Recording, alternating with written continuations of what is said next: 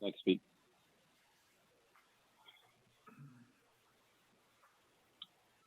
Good evening, everyone. It's 7:01 p.m. on July 13th, calling to order this meeting of the Board of Selectmen. Just a brief notice I have to read. Pursuant to Governor Baker's March 12, 2020 order suspending certain provisions of the open meeting law, General Law, Chapter 30A, Section 18 of the Governor's March 15, 2020, imposing a strict limitation on the number of people that may gather in one place. This meeting of the Town of Chelmsford Board of Selectmen will be conducted via remote participation to the greatest extent possible. Specific information in the general guidelines for remote participation by members of the public and/or parties with the right and/or requirement to attend this meeting can be found on the town's website at www.chelmsfordma.gov. For this meeting, members of the public who wish to watch the meeting may do so by accessing the Chelmsford Telemedia website at www.chelmsfordtv.org. No in-person attendance of members of the public will be permitted, but every effort will be made to ensure that the public can adequately access the proceedings in real time via technological means.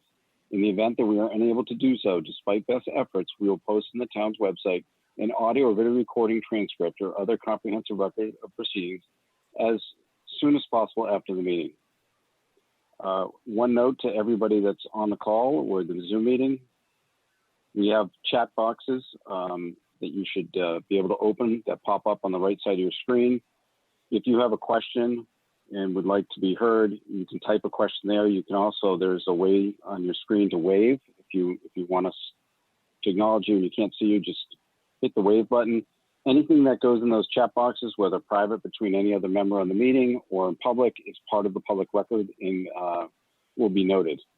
So that being said, let's jump into the meeting. Our first item here is our public service announcements. And Virginia, you want to read those? We have one for the deadline for submission of citizen petition warrant articles for the fall annual town meeting. The town of Chelmsford will convene the 2020 fall town meeting on Monday, October 19th, 2020. Articles to be included on the warrant must be submitted in duplicate to the office of the town manager at 50 Billrica Road prior to 4 p.m. on Monday, August 3rd, 2020. Any articles submitted after that time will not be considered by the selectmen for inclusion on the warrant. Petitioned articles submitted by private citizens must carry the signatures of at least 10 or more certified voters of the town of Chelmsford. For more information, please contact the town manager's office at 978-250-5202, the Chelmsford Board of Selectmen. Thank you, Valerie. I'm sorry. Thank you, Virginia. And with that, we'll go into open session. If anybody would like to address the board,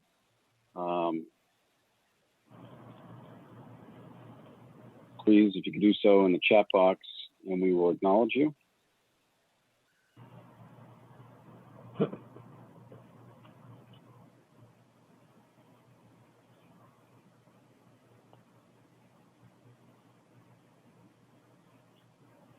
I don't see anybody with any questions for open session. If, however, you're having trouble figuring out how to type in the chat box and you pop in at a later point, just let us know that you're trying to get an open session. We'll come back.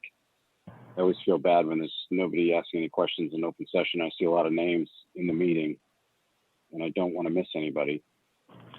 So, like I said, if you want to address us and you figure it out, let us know and we'll come back. Can you hear me? Yes. You can hear me? Yes, we can. Okay, because I have no chat box. I'm on the telephone watching on the television. Okay.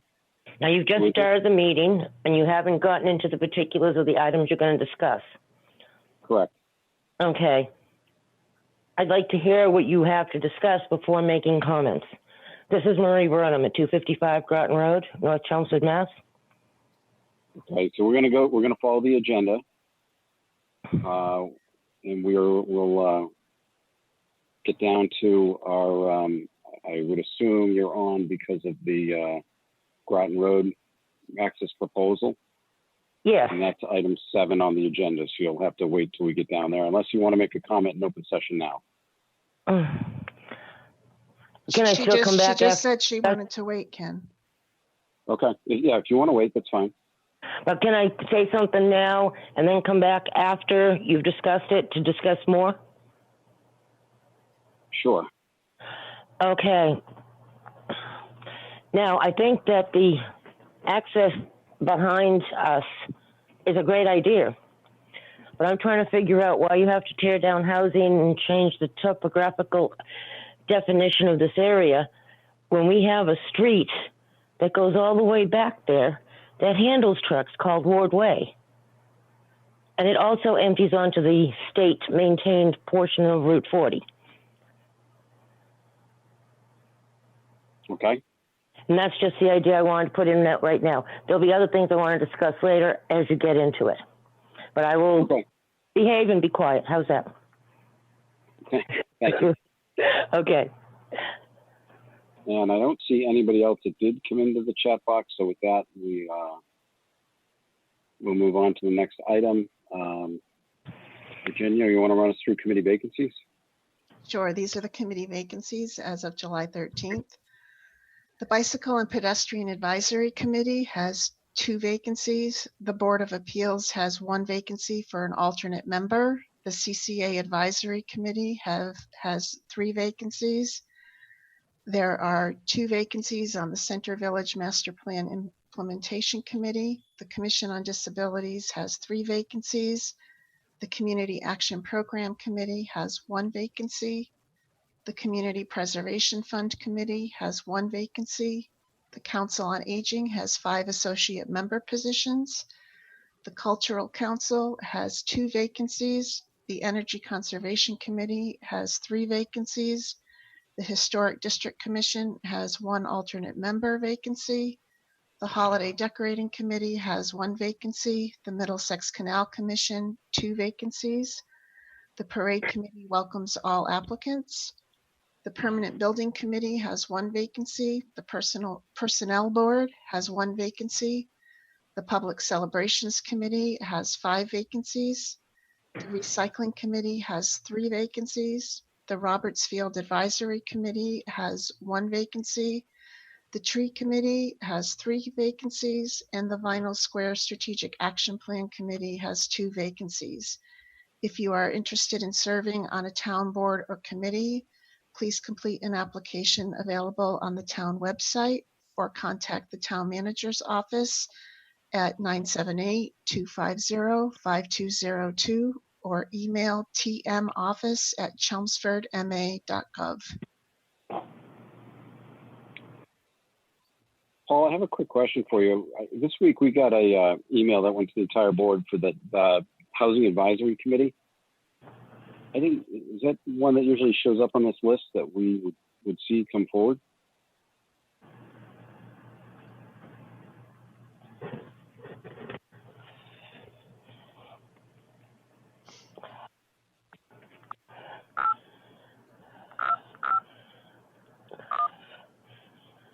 We have an appointment to the Housing Advisory Committee this evening, Mr. Chairman.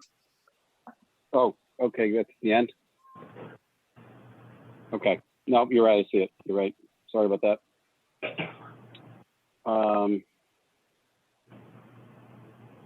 So then we'll move on to the next item here. We have licenses. Virginia, you want to run through our first license there?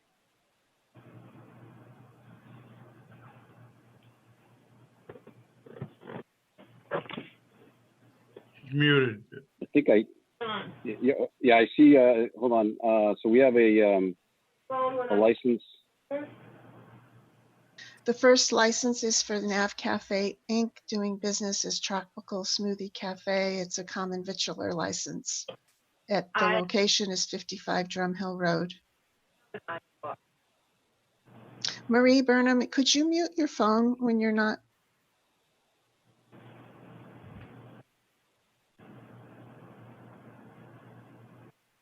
Okay, and I think the applicant is on the call. If we could get him unmuted.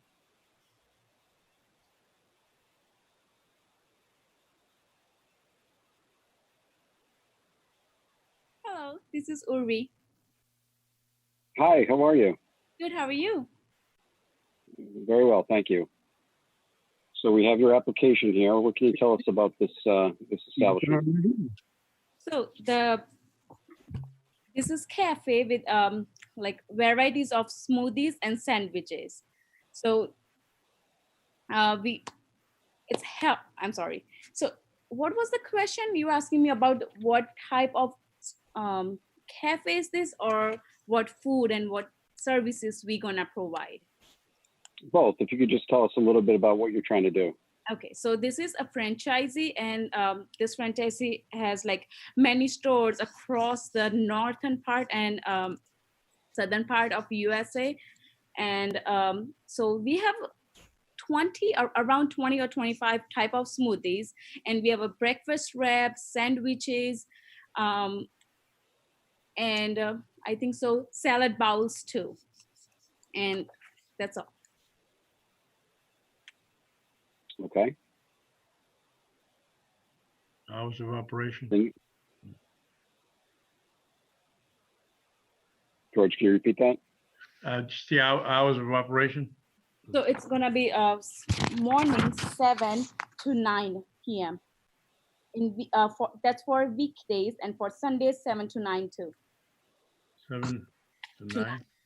Your application says 7 to 11 p.m. on weekdays. Oh, it So what are your hours? should be 7 to 9.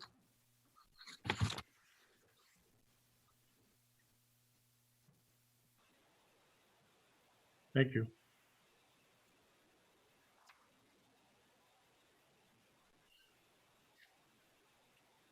Does anybody else have any questions?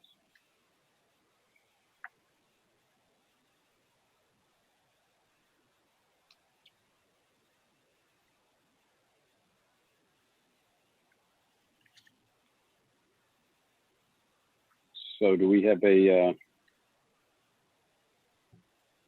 motion on this, or? If there's no discussion, I'll make a motion to approve the common vitular license for Nav Cafe Inc. doing business as Tropical Smoothie Cafe at 55 Drum Hill Road, with a modification from the application that weekday hours will be 7 a.m. to 9 p.m. Second. A motion is second. All in favor by roll call. Pat? Aye. George? Aye. Virginia? Aye. And I vote aye. Congratulations. Thank you. Good luck. Thank you. Good luck. Yep.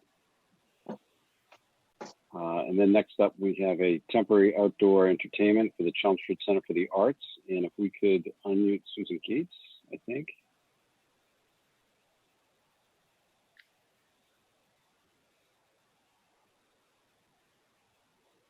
Okay, can you hear Hi, me? Susan. Hi, Yes, everybody. we can. Thank you. I am here because, as you all know, the Chelmsford Center for the Arts closed back in March because of the pandemic. We were actually the first building to close, but we still service our residents, and we're attempting to keep ourselves alive until we can reopen again. And honestly, I've already spoken with with Sue Rosa, and we have discussed at length under what circumstances we could open to the public. And I have no intention of asking to open for public performances where we would invite the audience into the building until there's a vaccine or no new cases for more than a month in the Commonwealth of Massachusetts. I feel, and in discussion with with Sue and with Steve Servin, who's, as you know, our OSHA compliance officer, that it just would not be safe to have large groups of people in the building. However, we do have renters who rent their own studio space, so they're safe there. And we are planning on beginning doing streaming of concerts where there is no audience. And I'm hoping we're going to be able to start doing that within a month. But we still want to be able to serve the residents who support us and the people, the people of Chelmsford. And one of the things that we were asked was, could we do some outside performances? And I've met with, at a meeting with the town manager, with the Board of Health, with the OSHA compliance officer, with the building inspector, with the police department, with the fire department. We've done all the inspections to be able to have an event in our parking lot where the cars are not parked there, but we have tables that have canopies over each one.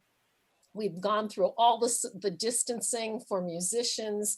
I mean, we've complied with everything, but it's outdoors. And just like with the liquor license, the only way we can serve outside is to have the license be extended, which apparently the state is allowing.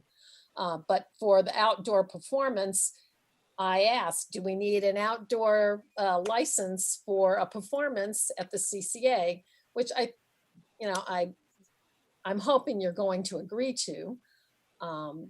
We are looking at July 26th, but my bigger question is, would I have to come back again and again to ask about outdoor performances in our parking lot? Or would we just be able to notify you that we're planning on doing something outside? And obviously we can't do this once the weather turns, but we'd like to be able to stay alive by offering these things to the community. And I'm trying to make it as simple as possible. So, Susan, are you asking for, you're asking for an outdoor entertainment license? Correct. Not anything to do with alcohol or No, audio? that's already taken care of through the state liquor license, as far as I know. Maybe, yeah, actually, Paul may be able to clarify that more, but I was told it was a matter of the state said, just like all the restaurants can have, right, they serve outside. We've been inspected by, well, I mean, it was amazing. I've got to kudos to the building inspector, the police, and the fire. They coordinated everything, and I met with them, and they walked everything and gave us, they've said, you have to put a Jersey barrier up, for example. And DPW has agreed to do that. So they were right there with us. They said, we want to do whatever we can do to help you to stay open. So good. Right now, it's more the entertainment license. And even if I didn't have to ask for a license, I would want to talk to you about it, because we don't want to have competing music. So for example, if another business or another entity in the area was going to try to do something at the same time, that wouldn't be a really good idea. So, Susan, Paul, what are the hours? Susan, what are the hours of the entertainment that you're looking at? we're looking, I haven't set the exact time, but I think it'll probably start at 5. So any performance is only going to be about an hour long. So today it's from, just to make it easy. So before dark. Oh, yes, exactly. Okay. There's nothing at night. These are going to be daytime, late afternoon, early evening things. And Lisa Morone, who helped us, is facilitating things. And what we're trying to do is also bring in the local businesses, like the Trailside ice cream and the Thai restaurant. Those are places that people, we're going to say, they're right next door to us. Feel free to carry in food, because we'll have tables, for each party. And so it's a business related thing also.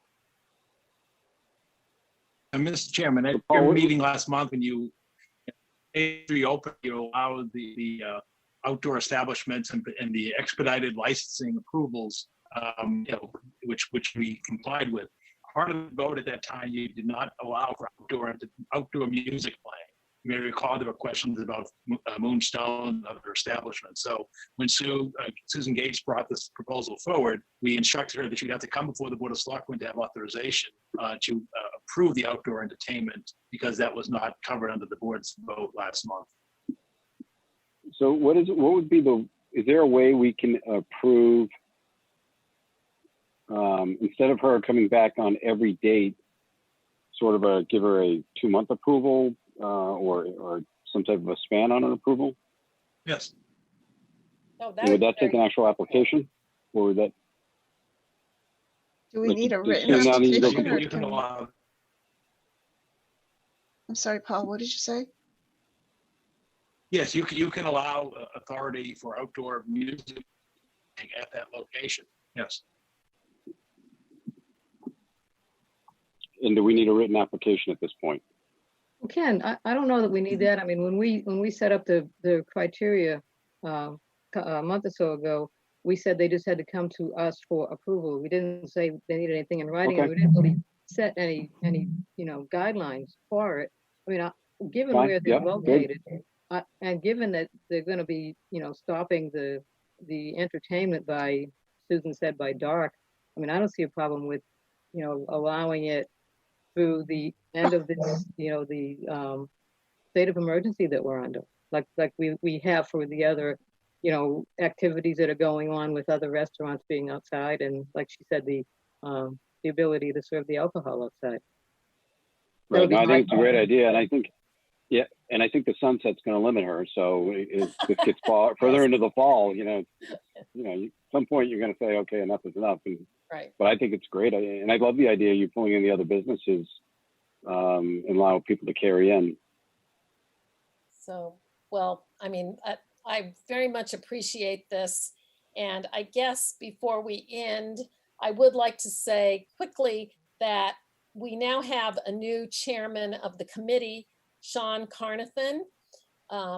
We're grateful that he has joined us. And we said goodbye to Donald Van Dyne, Michael Messier, and Karen Colley. That's why there are those absences or, places for people to join up with the committee. We thank them for their past service, but Sean is our new leader, and maybe at a later date, another meeting, he'll come by and we'll introduce him to you. But we would very much appreciate having the ability to do this as select person Wojcik suggested. Okay, so do we have a motion?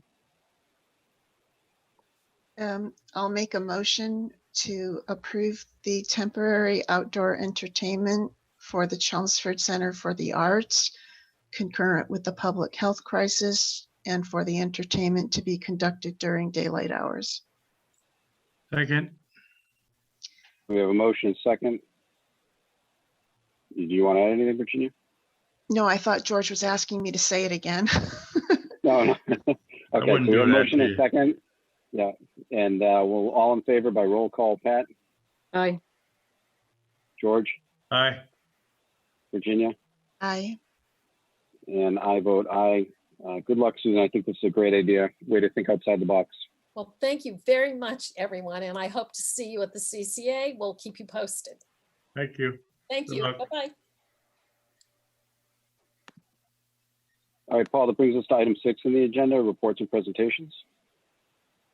Yeah, Mr. Chairman, Attorney Doug Hausler is on the call, as well as representatives from Hanover Company. Could we turn their video on, please? We have 2 of them going. We've got to get Doug's.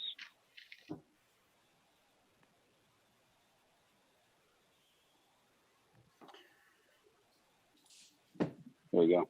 There he is. Good evening. I'll get started, Mr. Chairman, if it's okay. David Hall with the Hanover Company. Good evening, and members of the board. I'm joined tonight by my associate, Steve Dazzo from the Hanover Company, and our attorney, Doug Hausler. You all know him well. We're here to discuss the redevelopment plan for the long vacant UMass Lowell campus at 255 Princeton Street in North Chelmsford, and explore with the board a process to further evaluate the plan and, if feasible, launch an approval process.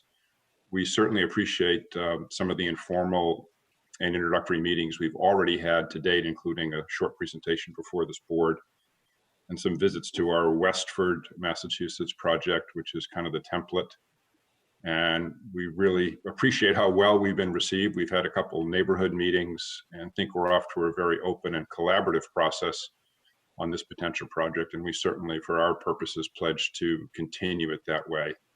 Steve, I don't know if you can start the slides, because we'll keep this brief, but we do want to show you the plan, and there's a couple slides, and I'll just do one of them and then turn it over to Steve. Can we share screen and you take over? Yes, good evening, everyone. I'm going to share my screen here. While you're getting that set up, I just want to point one thing out that David had said. It was not approved. I just want to be clear. There was no presentation in front of the Board of Selectmen.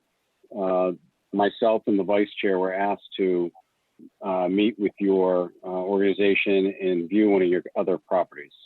Yes. So that's where this has gone. This was not a Board of Selectmen meeting. It was not a, there was no quorum held. Just myself and Virginia visited one of the properties that you folks are doing in Westwood.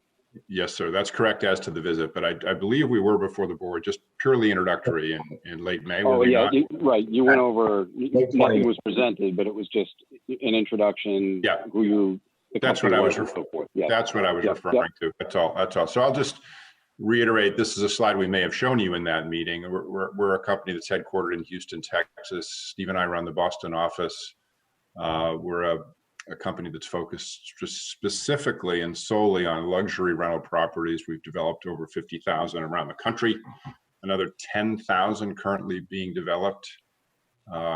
We've done over 5,200 apartment homes in Greater Boston, and another 1,900 currently being developed. Point only of this slide is that we're a substantial, significant company. We've done this before. We've done this in many Greater Boston communities, and we urge the board and other constituents and leaders in the town to reach out to other officials in other towns and make sure we do what we say we're going to do. We also urge, down below on this slide is our website. It's a great website. Some pretty pictures here shown, but there's wonderful information about the company and our projects around the country for your viewing at your leisure. So I'll turn it over to Steve to go through the plan. Thanks, David, and good evening, everyone. Thank you for having us here. As you remember, we were last here on May 28th, and David just kind of reiterated what I had said before the board on the 28th. So we'd like to take this time to introduce you to the preliminary site plan, which we submitted to the board last week and is now up on the screen before you. So I'll take a few moments here just to walk you through exactly what we're looking at and what we're proposing. So at the top of the screen here, this is Princeton Street. This street running perpendicular to that is Augusta Way. The Windermere neighborhoods in Meadowood are identified here. This is the 34-acre former UMass West campus, which currently has 4 buildings on it, one of which is under demolition, and the demolition of that first building is nearly complete. So this is the proposed vision for the project. Comprehensively, this totals 400 units with really 2 subcomponents to it. The first one being at the top right of the screen. That's proposed to be 58 senior age-restricted units, all affordable, to be developed by Choice and SEG. So we're in preliminary discussions with them about delivering that component of the project. The main component of the project by Hanover is where these 3 arrows are pointing here, which totals 342 units, 42 of which under this current program would be affordable at the 80% AMI level, is what we are currently proposing.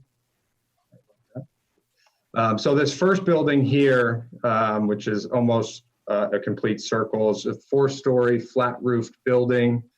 These 2 bar-shaped buildings here are the same structure, just different shape. So they're also 4 stories, flat-roofed buildings. And these last 2 buildings at the bottom right are 2 townhome buildings. So there's 12 townhome units as shown in this plan. The intent of this plan is to pull that project as centrally located on the site as possible to preserve as much of the natural buffer, surrounding the adjacent neighborhoods, as you can see in this plan, and limit the impacts to a gorgeous site, which we're really excited about. So there would be two main entry boulevard type drives up into the site, and you wouldn't really be able to see too much of the project from down here on Princeton Street when, at this time of the year, when this is fully filled in with vegetation. And that was the intent, to limit the impacts to the local and abutting neighborhoods as much as possible, and preserve a very gorgeous site.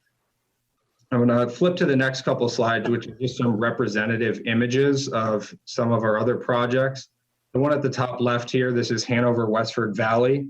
This project just delivered in Westford. It's right off of Littleton Road. The address is actually it's One Tech Valley Drive, but it's right off of Littleton Road behind the Red Hat building. This is a 240 unit project.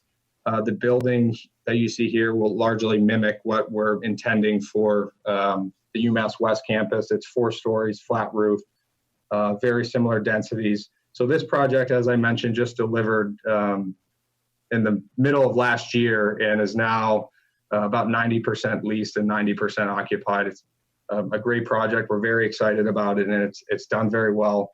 The project at the lower right, that's a 184 unit project that we delivered in 2015, I believe, in Swampscott. So very similar shape and dimensions as to what we're proposing. This is the next slide here. At the top right, this is our Hanover. I'm sorry, go ahead. That may have just been some background noise. At the top right of the screen, this is our Hanover Westford Hills project. These are both just renderings here, as these projects are not yet complete. But Hanover Westford Hills is a 180 unit project, which is it's almost abutting the Westford Valley project. So those two comprehensively total 420 units. And at the bottom left is a 281 unit project in Salem, New Hampshire. That project's called Hanover Tuscan Village. It's about to begin leasing. And, as I mentioned before, both these projects dimensionally very similar. The only difference is that the Tuscan Village project is 5 stories, whereas what we are currently proposing for the UMass campus is going to be 4 stories. I could stop there real quick if there's any questions on the site plan or bulk and dimensional components of the proposal. Yes, I'd like to ask some questions to the town regarding the most important factors with this installation. I remember last year, whenever it was going up for sale, that some of the key factors were increasing the tax value in the tax base of the city without increasing a burden on the schools. Have those same values changed? Could the speaker please identify your name and address? My name is Niles Wolak. I live at 107 Whiteman Street. Thank you. I am an abutter to this property. The answer to that right now would be that what's being proposed is entirely consistent with the vision the town had. 60% of these units, is my recollection, being 1 bedroom or studio. I don't believe that has changed. Steve? That's correct, Doug. I'm sorry, Douglas, you're with the company, Hanover Company, not with the town, correct? I'm representing the Hanover Company. I'm representing to you, though, and to the Board of Selectmen. I would like the Board of Selectmen to answer that, please. Well, okay, that's fine with me. Can you just repeat the question you're looking for here again? Whenever the proposed sale of this property was put forward, one of the concerns that was brought up was putting too much burden on the schools that are already overburdened. We already have schools that have pods and don't have enough room for people. And so one of the concerns was by adding a large density of living space would create an additional burden on the schools. Additionally, if I remember back to that same discussion, there was concerns from the folks, I believe, at Windmere and the other group, that they didn't have an access road that was once through the campus, but it looks like from the plan that was presented at the beginning that that access road is not part of the plan.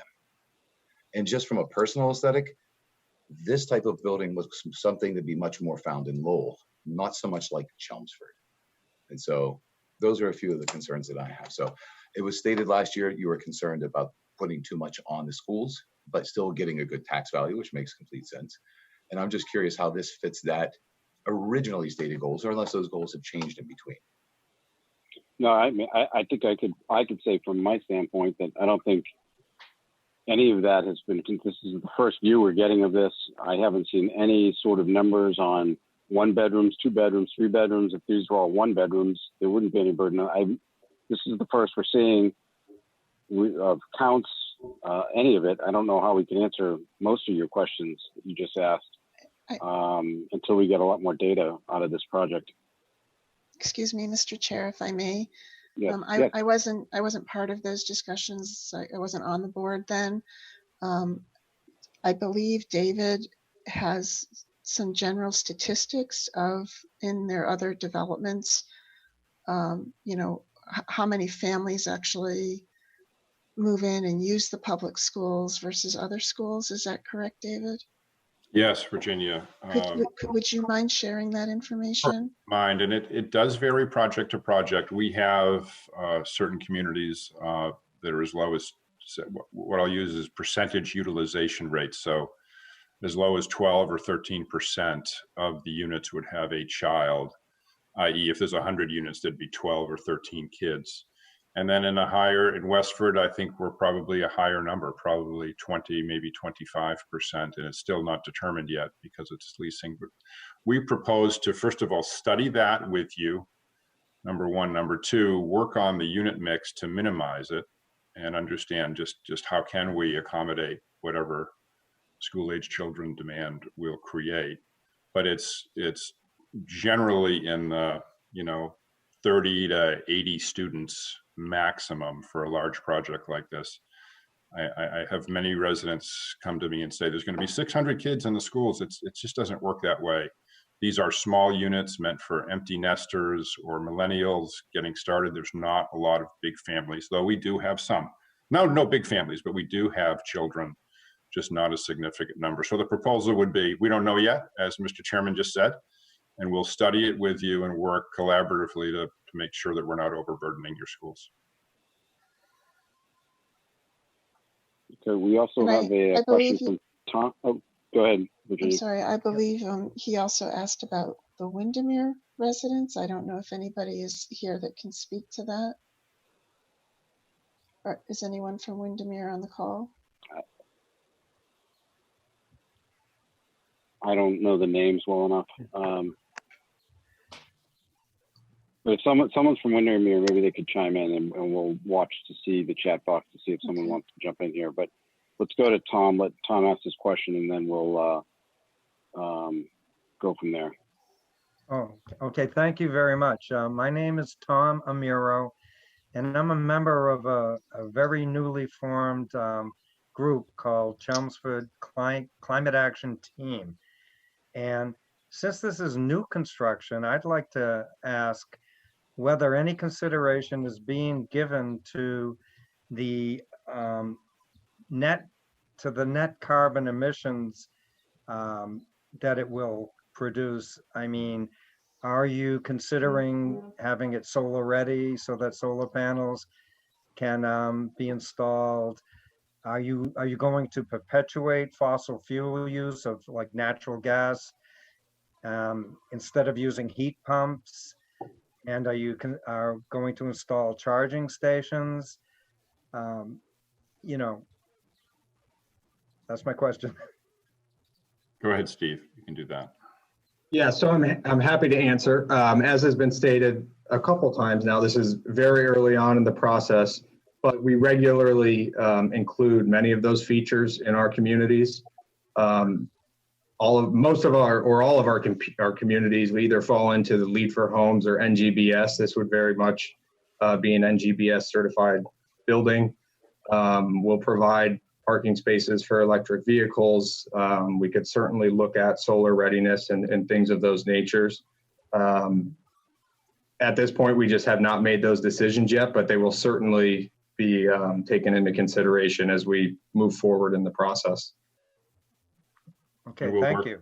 And Tom, we'll work with your committee. I'm glad you formed it, and that's always a hot topic. So we're happy to work with your committee through the process. Well, we'd be very happy to get in touch with you and talk about this further.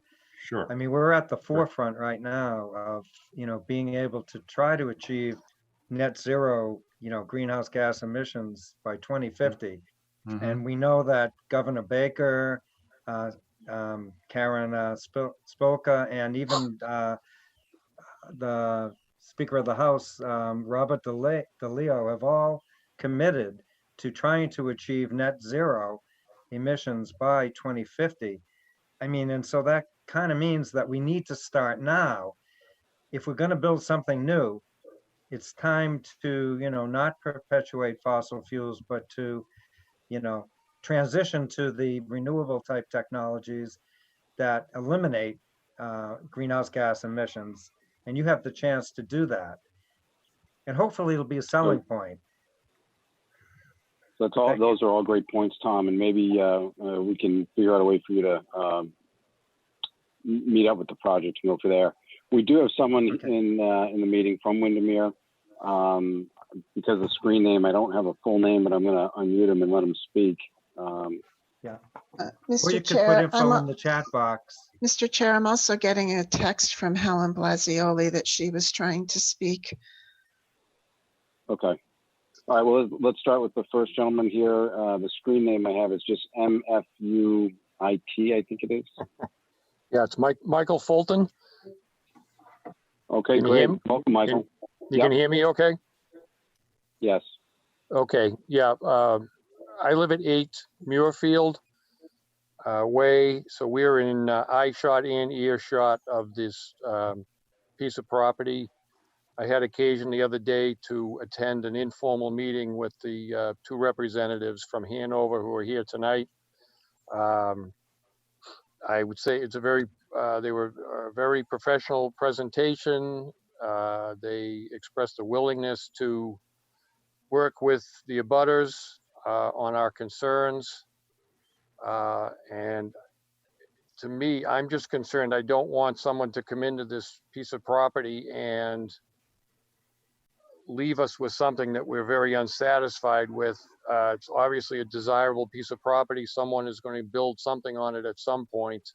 And I would just as soon work with someone who's willing to work with us and address the concerns that we have as far as noise. And based on that plan that they showed the board tonight, which I have seen, they've gone to great lengths to retain the buffer that is around the property now. There's some beautiful trees, which I'm looking at as we speak, which I would really be disappointed to see cut down. And they, in fact, have moved this project back even further than the existing building. So I'm certainly not, we don't have a final plan, certainly, but based on this initial plan that they've put forward, I think they're worth working with going forward.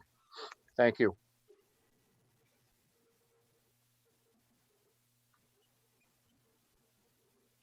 Okay.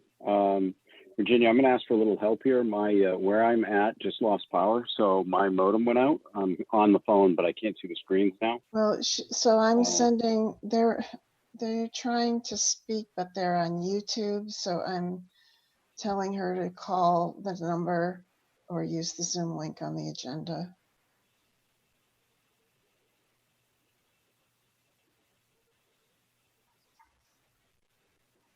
Okay. So, yeah, do you want to move forward with the presentation while we're waiting? That's what I was going to recommend. There's a couple more slides with just some pretty pictures that will show the look and feel of the interior of the building. So these are some of the club spaces and amenities. All of these pictures are actually pulled. They're taken in our Hanover Westford Valley project. So at the top left would be the communal club space. The top right is the demonstration kitchen, pool table, our fitness center at the bottom left, conference center. These are all residential amenities that all the residents will have access to and would be included in the proposed project here in Chelmsford. This next slide is just some of the typical exterior amenities. So resort style swimming pool, barbecue grills, bocce courts, green spaces, places for people to gather, socially distant. But these are some of the typical exterior amenities from our projects as well.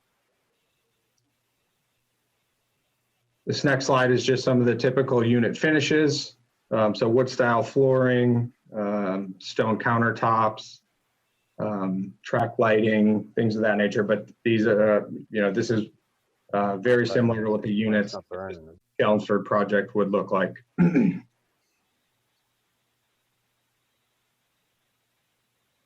And the last slide is just a list of all of the projects that Hanover Company has completed in Greater Boston. This was submitted to the board last week, and it's there's a link to this document on the agenda if anybody would like to review it. And this is the last slide in the presentation. So with that, I'll jump to how we vision the process and timeline moving forward. So our preference would be to entitle this project via comprehensive permit through the local initiative program. So our request of the board tonight would be, should the board be receptive, would be to form a subcommittee to work with us at this early juncture on reviewing and conducting due diligence on things such as the site plan and utility capacities and things of that nature. And with the goal of working towards an application to DHCD for project eligibility as co-applicants. So that's our request of the board tonight. So with that, I'll turn it over to the board for questions.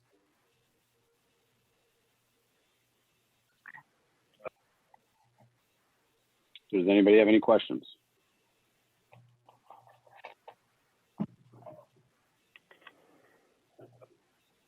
So David, I'll ask you, you're asking us to vote in a subcommittee?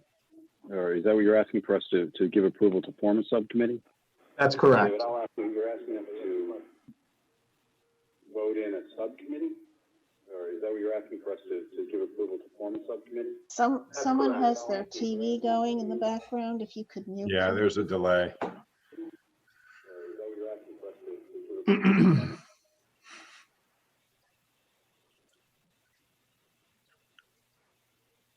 We just expect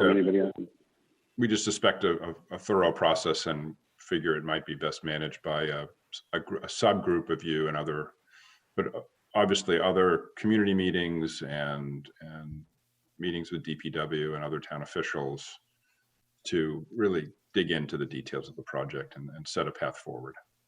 And so who would be on the subcommittee? That would probably be two members that your board selects to participate. The goal would be to work with the various departments within the town. But this would allow the process to move forward on a more reasonable and expedited basis, but thorough basis, where we're getting a lot of input. We're going in a direction that everybody seems to be agreeing with. And we're making sure that we're meeting your goals as well as what we're trying to achieve here. So getting two members of your board selected by you folks would be the very first step in that process. And from there, we'd like to work with the town manager, the planning department, and any other particular department heads that the board would want to probably reach out and get their advice and their input. It's a LIP program then, Doug, right? Correct? It's a LIP program. It's a partnership, George, yes. Yeah. So is this the type of program that they normally use all these other ones in Massachusetts? Have these all been LIPs, basically? No, sir, we've done one LIP in Needham. We've explored several of them, and we've done some special permits and some Chapter 40B approval processes. But yes, we've done it before, and it's done regularly, but not as commonly as the regular 40B. This is clearly a friendly process. Right. We're approaching this that the we go nowhere without your consent, your No, accommodations and yeah. agreement. Yeah, that's no, I was just curious. And you said what were you doing, about 10% affordable? Is that what it was, roughly, a little bit? Comprehensively, it's 25% affordable. There's 400 total units between the Hanover project and the Choice SDG project. And between those two, there's 100 total affordable units. Okay, and you're counting 80 of them from the choice, is that what, about 80 units? 58 would, And they'll all be affordable, right? Those correct. 50. Yes. So you'll have 42 out of your 300 and whatever. Correct. No problem. Thank you. Mr. Chair, I don't want to divert necessarily, but I see that Helen's phone number is on. I don't know if you want her input before we close out this Sure, conversation. if she would like to chime in, definitely. I don't have hostability. It's the number ending in 9990. If someone could unmute her. Oh, she's unmuted. Go ahead, Helen. Hi. I just wanted to say that Helen, we could have you met. just state your name and address for the record? Sure.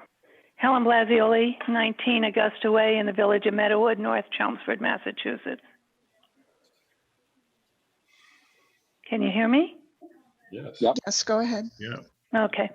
I just wanted to say that a few of us have met with the Hanover Company, and we have been so impressed with everything they have told us, followed through with, and have been so considerate of all the people around, all the abutters, that hopefully I don't think that there's ever been anybody that can go into the West campus that could be that concerned about how the rest of us feel.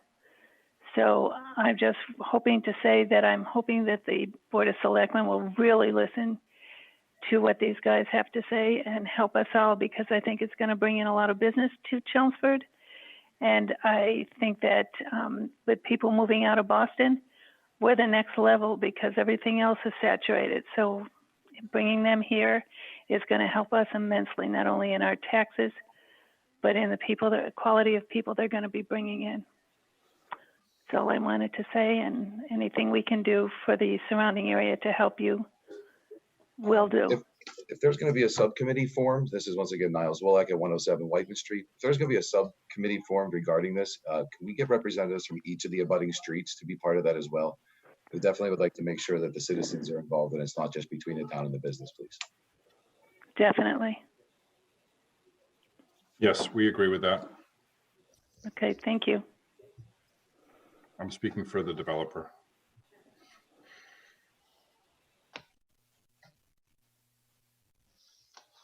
Okay, does the board want to take any action tonight?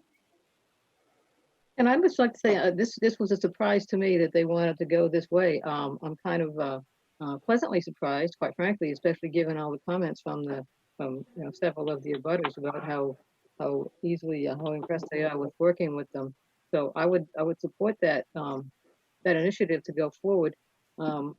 Possibly with the subcommittee if that's the way they want to do it. I think the last big lift like this that the board did was before my time and before George's time. So, pretty much we can do, conduct it the way that we want, but just with the, we have to be mindful of open meeting laws and things like that. Even with just 2 members of the board, that constitutes a subcommittee, so it would have to be posted meeting.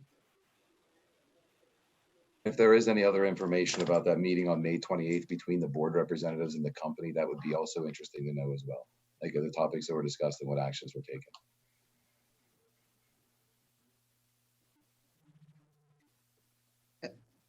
You're talking about the meeting that was referenced at the Westford facility? Yes, between Kenneth and the vice chair and the representatives of the company, the developer. Yeah, so this is Virginia. I'm the vice chair. So I was at the meeting with Ken, Paul Cohen, Evan Belansky, Helen Blasioli, David Hall, and I'm sorry, your name's escaping me, Stephen Dazzo? Yes, Steve Dazzo. So there were no actions taken. It was, as they said, that it was an informational meeting and we toured one of the facilities that was there. Talked about things in concept. The basic action I think that was really taken was to inform the board at the next meeting, the next formal board meeting, that the meeting had occurred, and then to put the Hanover company on the agenda for this meeting so that we could give them a chance to put their concept out. Thank you. That's So all. I think the goal of that meeting was just for us to hear the name Hanover, who they were, what their presence was, as they walked us through the facility to show what they did in Westford at one location, and to sort of give us a sense that they were large enough in scale to take on a project like this, and just give us an idea of. I had never heard of them. I had no idea who they were, so there was no really any interaction, discussions that took place, or any actions, as Virginia had said. If I can add one quick point. The concept behind everything that's been done so far is to be very transparent, to be very open to receiving comments and different approaches and ideas, and to be as inclusive as possible. And the client has done that so far and is clearly on the path of doing so, to the extent that it wants to join in a partnership approach on this application. So, we are going to welcome comments, and we are concerned about input of abutters particularly. But I think the best process that we have under the current bylaws that exist for Chelmsford is to go through this LIP approach, do it with the Board of Selectmen in part first, and then ultimately it would get brought before the Zoning Board of Appeals for a final review, and much more of the details. But those are all going to involve public hearings, public processes, and opportunities to participate. So I just want to make sure the abutters are aware of that. And you've mentioned the abutters several times, and we've had several different abutters from other streets abutting the property that have spoken up, that have met with you. Have you met with anybody from the Whiteman Street side that is also abutting this property? I don't think anybody has reached out to us yet, but now that you have, we'll be happy to. No, yes, sir. There was a gentleman that came to Meadowwood. I could look up his name. Michael. His name is Joe Pezzo. Joe Pina. Joe Pina. Very Pina, Indian. yes, okay. Okay, so Joe was there? Yeah, Yes, he Joe. was. Yeah. That's how we got the copies. We have no secrets here. We'll come see your whole neighborhood, get them all together. We'll come out and see you. Yeah. Hi, my name's Elizabeth Matson, and I live at 103 Whiteman Street. I'll be having one of those senior apartments just about in my backyard. And I'd like very much to be on that committee you were just talking about, where you want representatives from the abutters. And you're going to have meetings, and I'll come. And I'm a workaholic, so I'll help you out. I'm an ex-League of Women voter. Okay. Thank you. Paul, for resident members on a committee, do we need to open an application process?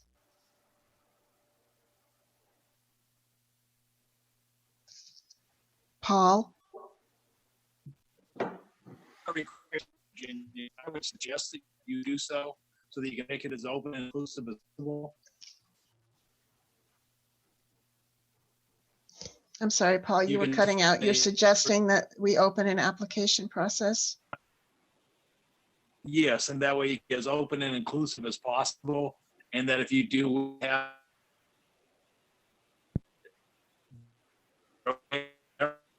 in the application process, so that it's open and clear in terms of how the committee is going to be composed, and therefore it's understood on applicants, because again, you need to have a committee size that's somewhat manageable as well on any subcommittee. So if you start identifying each of the roads, is there going to be one representative from each of the neighborhoods, affected streets, and then the board of selectmen and so forth. But yeah, I would suggest that everybody can apply, because again, maybe people who are not aware of tonight's meeting who may be interested.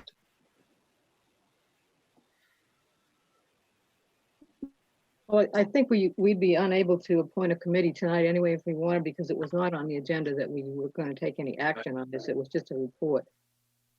So, and like I said, this is the first I've heard that they wanted to go this way, which, as I said, I'm glad about it, but I think we do need to go through it one step at a time. So Pat, then would the motion be to have a proposed committee makeup, not necessarily by name, at the next meeting, so we can talk about who we want on it and open up an application process? I think we could open up the application process. We just could not create the committee at this point. And, Right, okay. and as far as even the composition of it, I think maybe we could wait and see what we get as far as applicants. You know, maybe we'll need 5, maybe we'll need 10, depending on, you know, how many of the neighbors, you know, want to join and how big an area we feel needs to be represented. And then we could appoint the selectmen subcommittee at that time as well. Sure. We can't appoint that tonight because it's not on the agenda, right? Correct. Yeah, okay. That's my understanding. May I raise a point here? I don't want us to get too far ahead. I'm a little concerned about the process and the amount of people going to be involved in this initial assessment of what needs to be done or should be done. I think maybe that the subcommittee, if formed, could determine after having a meeting or two with the developer as to what really is needed. Is a full committee needed at this point in time? Or is there going to be a need for a full committee at the time this may go before the Zoning Board of Appeals? I'm just worried that we're forming committee after committee or getting more people involved. That does not prohibit people from participating in any way, shape, or form. But in terms of being manageable, as somebody brought up, you know, my initial reaction would be that, or suggestion would be that the board designate 2 people to be liaisons, and that after meeting with the developer, those 2 members come back to the board and maybe report whether a committee is in fact necessary at this point in time. And if so, what that composition should or should not be. But I think the very first step is just 2 people being, so we can have some dialogue going. Because there are a number of technical issues that we're going to need to address from a town policy perspective. That's my suggestion. I agree with Doug. Excuse me, because you know, we just might be bringing in so much input that, I mean, we could be there forever and never get started. Really, never get the ball rolling. I mean, people that have done this type of thing before, I mean, I think you get on the right track, and you'll be collecting feedback. Whoever's on the committee or whoever's involved, you know that people are going to start asking questions and they're going to be contacting people and what have you. And you know, and I'm sure people know how to filter it down so that, you know, we know, you know, what's pertinent and what really isn't. Not that nothing is not pertinent, but I agree with Doug. I think you limit it to as few people as possible in the beginning, and then you build it from after you have an idea really what you're trying to do. I think they have a pretty good idea what they're trying to do right now. I think they're pretty well organized. I think this is not their first rodeo, so as a result, they're not going to need a lot of help, I don't think, from us. And I think, you know, a lot of people have, you know, questions, but I don't think they're going to be that complicated that they can't be answered, you know. I understand it's not their first rodeo, but has Chelmsford had any rodeos like this? How many times have you had such a large scale building project that's on par with this to lean on for experience? Well, I wouldn't say we've had anything quite as big. We have a lot of them right now under construction with a couple of 100 units in different places and what have you. I mean, it's, you know, this is something you know, they've done, I don't know, millions, hundreds of millions of dollars worth of construction. They know what they're doing. We have people you know, on various boards that you know, I mean, we want everybody to be happy. We want everybody's input. I mean, that's not what I'm trying to say. But I mean, I think sometimes, you know, too many cooks, you know, spoil the broth sometimes, you know, I don't know. It's just my opinion. I thought Doug was making sense. We don't agree that often, so. So this is Elizabeth Matson again. I'm really curious. I really want to be able to disseminate information that I hear from you folks at these meetings to my neighborhood, because I like to talk to everybody on my street and they all know me. And so I'm very interested. Yeah. And my only concern is that I've heard a couple of abutters that obviously have come back and stepped forward unsolicited to speak on behalf of the company. And so a concern of only perhaps having two people is, what if we end up with two of those people that are already coming in singing in praises? It may not be as critical to find some of the things that may be best for us as the abutters and for the town. I'm sure there'll be some input sessions and things like that for even people that aren't on committees. I mean, I'm just guessing, but that's how we do a lot of things normally. I mean, we like to hear everybody's comments, but I mean, no one's going to do a project and 100% of the people are going to be happy with everything that's done. And but I think these people are very experienced, and I'm sure they're very professional, and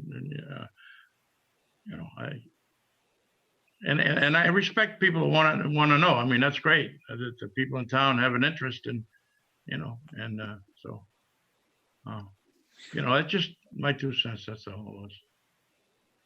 Mr. Chairman, I think it's Paul Cohen, Town Manager. I think it's worth repeating the point that was made earlier. A project of this nature, the Board of Selectmen is not the permitting authority. Right? That's the Board of Appeals. I was town manager when the last local initiative project was acted upon by the Board of Selectmen. That was Hillside Gardens. And the lesson that was learned from Hillside Gardens was it got too bogged down at the Board of Selectmen level, where it took 2 years for it to get to the Board of Appeals. That didn't service anybody. Right. And so my suggestion would be to, make sure that everyone, the residents, the board, the applicant, understands how the process works. The selectman's role is to agree to the process of a comprehensive permit project. And they sign an agreement and it gets filed with the Department of Housing at the state level. After the public hearings and the permitting and the decisions and the setbacks and all that design goes to the Board of Appeals. And so I want to make sure that people understand how the process works, because they may feel, and you were even hearing some of these concerns earlier this evening, is, well, wait a minute, who's on the Selectmen committee? The Selectmen, again, is a gateway. It is not the permitting authority. And I think if you have an opportunity to discuss with some of the members who are on the board, including our assistant town manager, who's on the meeting this evening, he can, I think, share with you the lessons learned from that experience. That yes, it's important to get everybody's input, but the selectmen do not permit the project, and the reason for that is the Board of Selectmen do not have experience in permitting a project of this scale. That process, by state law and by practice in the town of Chelmsford, is by the Board of Appeals. I don't think on that. Did you live through that experience, Michael McCall? I know he's on the call. He's muted. I couldn't hear what you said, Mr. Manager, in the end, but yes, I was a member of the board and chairman at one point during the Hillside Gardens process. And what the manager alluded to did happen, where we were getting bogged down at the selectmen level because we were taking so much public input, and there were concern after concern coming in, and the board was then getting mired down in essentially design decisions, making recommendations, which probably should not have happened at that level, because we're getting a conceptual view, and at that point we should have made a recommendation. But because we opened up the process early on it got to a point where there was more input, and it should have been more streamlined.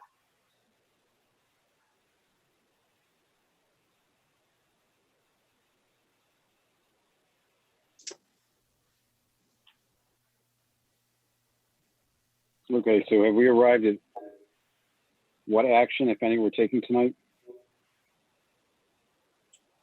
Well, we're one member short, but as well, you know what I mean? But that's, I mean,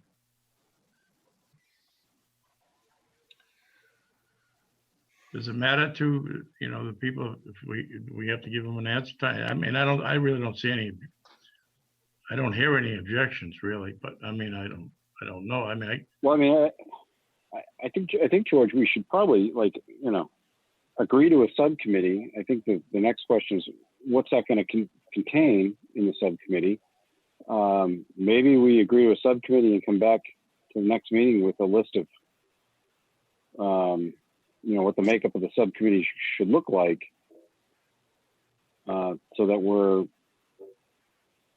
maybe in line with Hanover. And I would say, for the benefit of everybody involved, including Hanover, that subcommittee also had clearly defined goals of what they're trying to achieve, not just the makeup of it, but what is it they're trying to do. So that way, to avoid the Hillside Gardens issue again, that everything can be dealt with, addressed, and moved on, because it's known up front what's to be expected. I was going to say something similar, that we need to identify what's the output of the subcommittee and by when are we looking for it? If the permitting authority and the expertise really is through the zoning board, then what are we? In order to do the LIP application, we would eventually need the consent of the Board of Selectmen for that application. And that really, as Paul said earlier, is the gateway. And that's really what we're looking for from the Board of Selectmen here.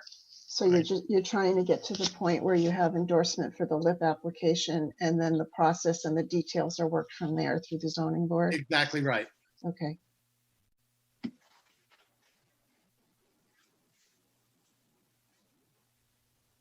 If I may add further, one of the benefits that we have to this right now is that people are already, the developer's already aware of many of the goals and desires of the town because of the prior committees that focused on this project in the past.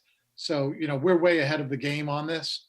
And from the Board of Selectmen viewpoint, I think you're going to be, you know, we're way ahead from where we normally are. So that the Board of Selectmen's responsibility here shouldn't be so time consuming and overwhelming as what happened with Hillside Gardens.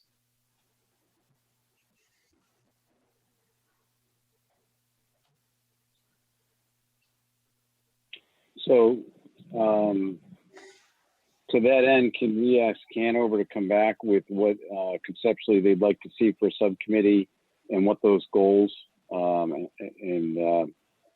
what their plans would look like as far as what they're looking for an outcome for this subcommittee to achieve? I think that, certainly. I'm sorry, go ahead, David. I apologize. I hesitated only because I'm not sure how we would constitute the committee, but we can certainly write out the goals and attach the plan and put together a schedule and get legal advice on it from Doug. And I'm not sure we should be suggesting the constitution of it, but we can. We've already met with some neighbors, and you know, I think that's up to you. I'm not necessarily looking for you to recommend people, but how many residents, size of the committee. I think the goals of what you're looking for as the output of the committee to carry forward, I think that would be very valuable, because that can drive who goes on it. But can your next meeting be conclusive in accepting those goals if you do care to, and have it constituted with names? Or do you think that goes 2 meetings? I don't think it's that complicated. I think it. Yeah, I'm trying to avoid dragging it out. I hope you agree. Yeah, I do wholeheartedly. I mean, the scope of the work is going to be on you. Basically. Let's be honest about it. This is something you do every day. Right. Like Attorney Hauser said, I mean, all the selectmen are going to do basically is agree or disagree to bring it forward. You know what I mean? And yes, That's all we ask. And then you drive the car from there, you know what I mean? The bus, whatever you want to call it. So Okay. that's only my I mean, opinion. I'll say I'd like But if we're gonna, I'd like to see this move forward. I'd like to see the subcommittee formed. I'm just wondering, how do we do this in the most expeditious way possible and you know, not get stuck in the weeds here? So that's the input I'm looking for. if we're gonna post the committee opening or committee interest, I think we need a description of, to the people, of what it is the committee is going to do. So not sure how you do that in one, between now and the next meeting, until you have the committee charge and the committee's tasks. So I think it may have a meeting. One is to identify the composition of the committee, what its goals are, and then put the notice out of interest, and then have that deadline come at your following meeting, which would be your first meeting in August. If, in contrast to that approach, Paul, if I may suggest, rather than posting for committees and membership, what I think I was trying to propose is that initially just the board, the 5-member board, select 2 members for itself, and let those members decide and recommend to the board if there is a need for a larger committee or not, which town officials should or should not participate at the Board of Selectmen level for the gateway to get through this process. I think it's a rather limited scope initial review by the Board of Selectmen. And I don't think we have to get into a lot of appointments extraneous from the Board of Selectmen itself, because that opportunity is going to come up naturally through the Zoning Board of Appeal process eventually, as well as prior to the board ever taking a vote in a public setting to approve the gateway application. So respectfully, I think it's just at the Board of Selectmen level at the next meeting, they could post it on the agenda that they're going to have 2 of their members be designated to meet with the developer and town staff initially to review what steps are going to be needed to get either a determination that this board should endorse it or not. And it's fairly limited in that regard. I don't know how the chair feels or other members. that makes sense. I mean, I'm fine with that. Pat, do you have any comments on or thoughts on that? Yeah, I mean, I'm fine with that. I don't have an issue with it, but as I mentioned before, 2 members of the board constitutes a subcommittee, which meetings have to be posted.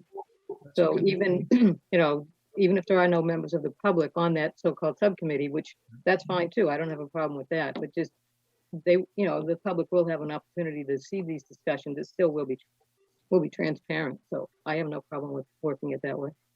Thank you. Virginia?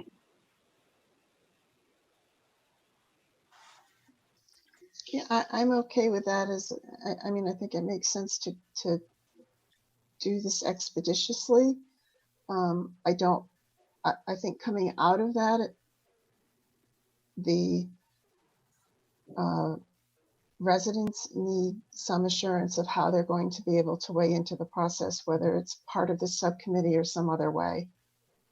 This could be a very short-lived subcommittee if it's just to get the endorsement of the board to move forward.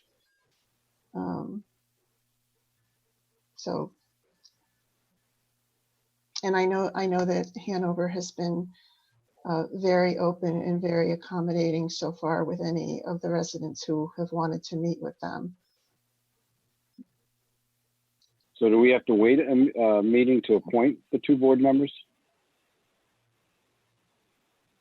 I think if it's going to be called a subcommittee, we do, because there's nothing on the agenda that said this was even going to be presented as a local initiative project. So, I think the community needs to be aware of what's going on. I mean, that would be my take on it. I don't know if Paul Cohen has any. What if it was mentioned as just simply as liaisons and not an official committee?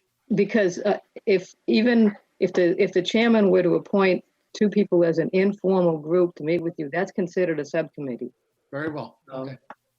One of the best municipal attorneys in the state has made that clear. Okay, very well. But one selectman wouldn't cause that problem. So I mean, Correct. if you wanted to expeditious, you could have one member of the Board of Selectmen work with the town staff and town council, you know, to develop this process and report back at your next meeting in 2 weeks. That would be great if we could get that accomplished. I think that would be a very good step forward.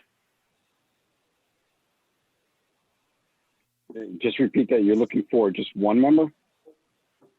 Even one member to keep the process moving, and then that one member could decide and report back to the board whether there's a need for another member and a subcommittee or not.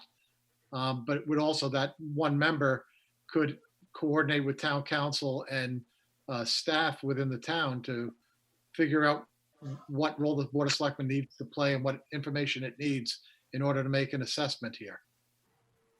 And I think one member could do it, frankly.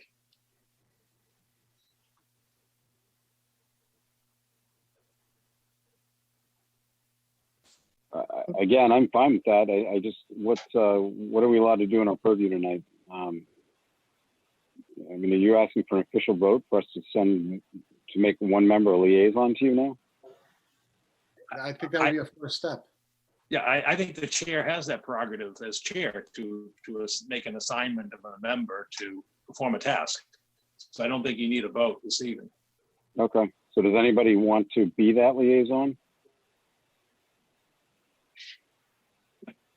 Don't all jump at once, please.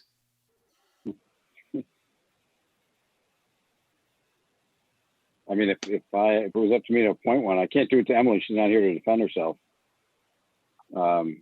George or Pat, would either of you like to? We can all step backwards and leave you in the front. I'd be glad to do it unless George, I mean, you're closer to that area. I mean, I'd be happy to do it, but you know, it's up to you guys. You make the, you make the appointment. It's like I said, I don't think it's going to be that. I think it's going to be very limited as to what we're going to do anyway. I mean, I think, you know, if we're going with it, we just have to be very supportive and help in any way we can. That's all. I'd be happy to do it, but you like your call, whatever. Really. All right. I mean, fine by me. If I had my brothers, you know, I'd have no knock on you, George, but Pat, do you mind doing that for us? Okay, I can do that. Thank you, Pat. Okay. Good. And gentlemen, does that make you happy? Yes, sir. It's just fine. Thank you all. Look forward to working with you, Pat. Okay. I'd like to thank the board and the town manager very much for their time, as well as the abutters that participated this evening. Yes, thank you all. Good luck. Thank you, guys. Yep. Thank you. Thank you. See you Good night. Yep. Good night.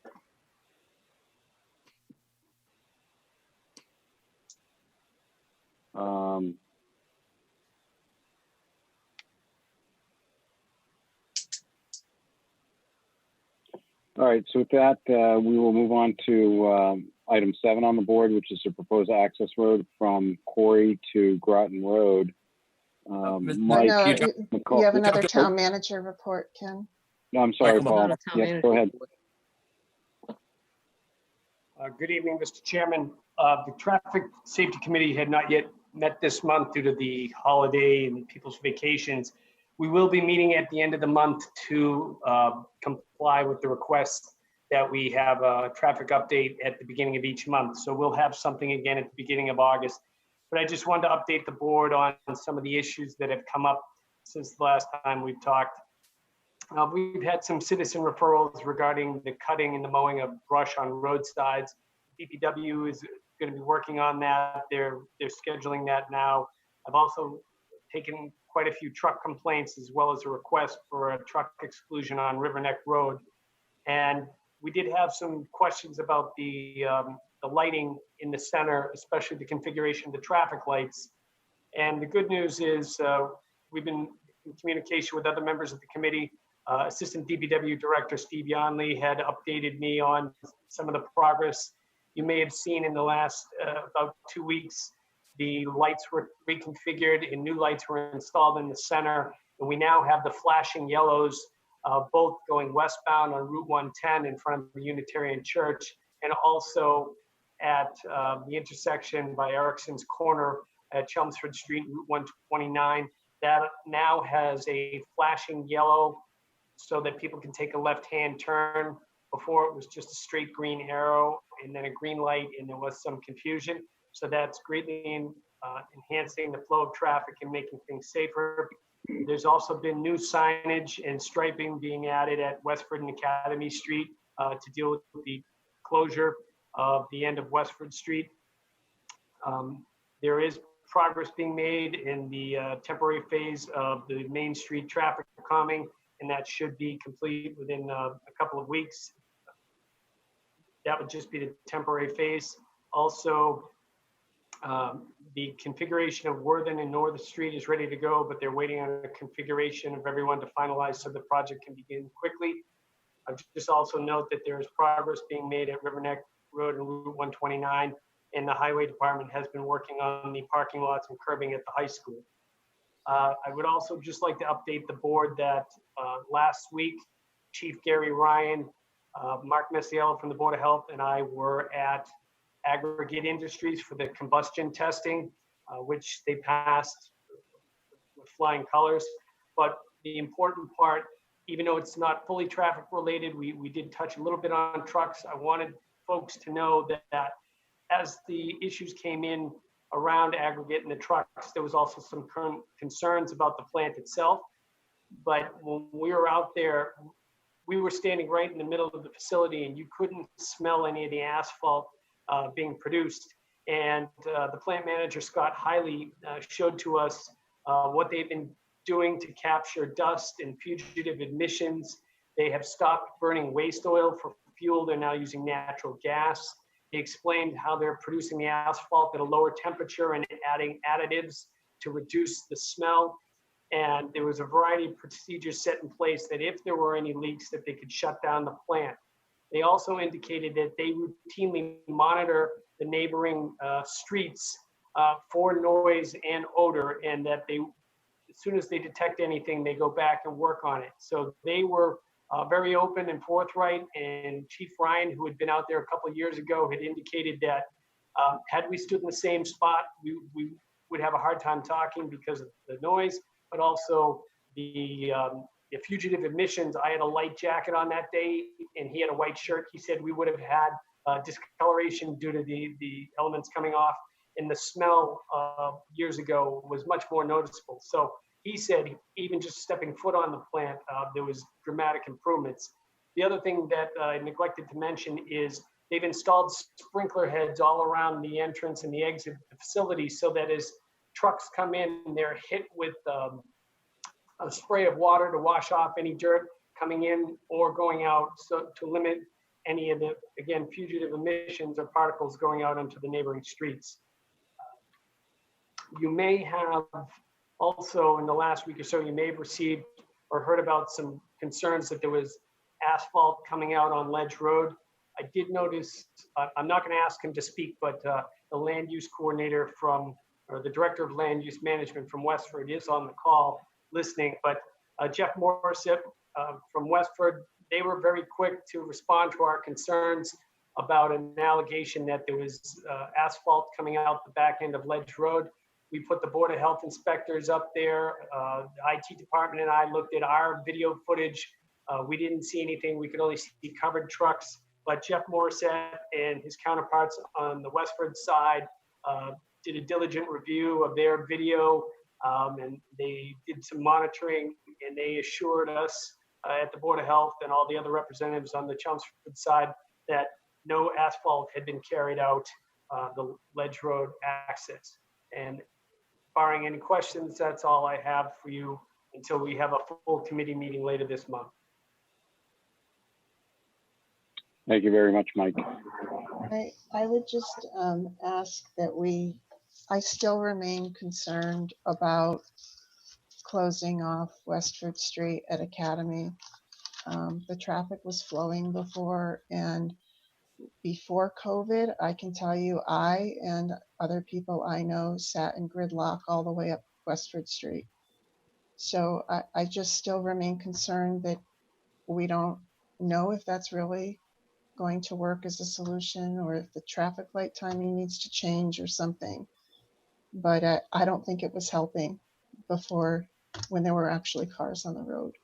And I got a lot of negative feedback from a few other people about it. So I just ask that we keep an eye on that one as traffic picks up again. Thank you. Any other questions for Mike? Comments?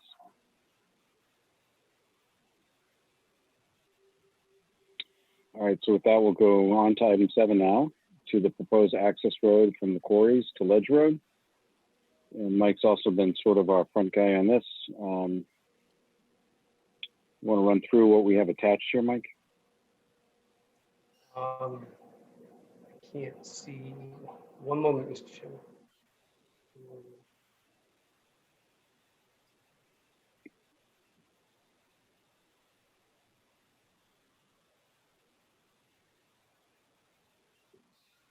Mike, while you're looking, I'll just start. So in the attachments, it's just a letter that went out to everybody to the area explaining the meeting tonight.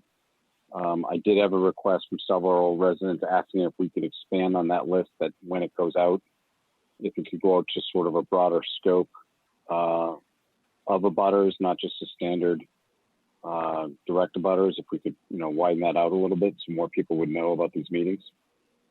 Okay. Duly noted.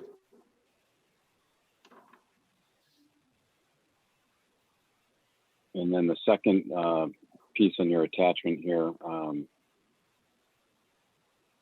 then starts to get into a sort of a conceptual plan of where the road would go. Mm-hmm. Want to just run us through that and where this stands at this point? Yes. So, Mr. Chairman, if I may, the letter, as you indicated, was sent out when we sent it out earlier, or in the middle of last month. We sent it out to the abutters along Route 40 between the Westford line as far over as to the other side of the on-ramps on Route 3.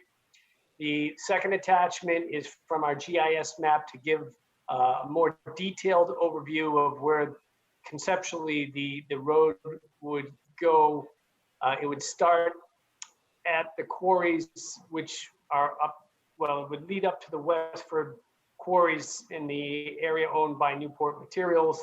It would come down through and across a portion of state-owned land to some privately owned property across from the entrance of Route 3.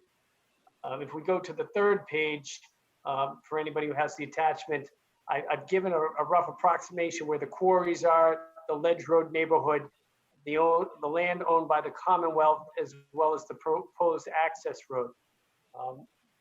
As was discussed in a previous meeting, we organized a meeting of the stakeholders in February, and there has been significant interest from the property owners there. And I am aware that two of the property owners, Newport Materials, as well as Revard Trucking, have reached an agreement where they exchanged some property, which would help create a straight flow of property from Newport right to the Commonwealth-owned land.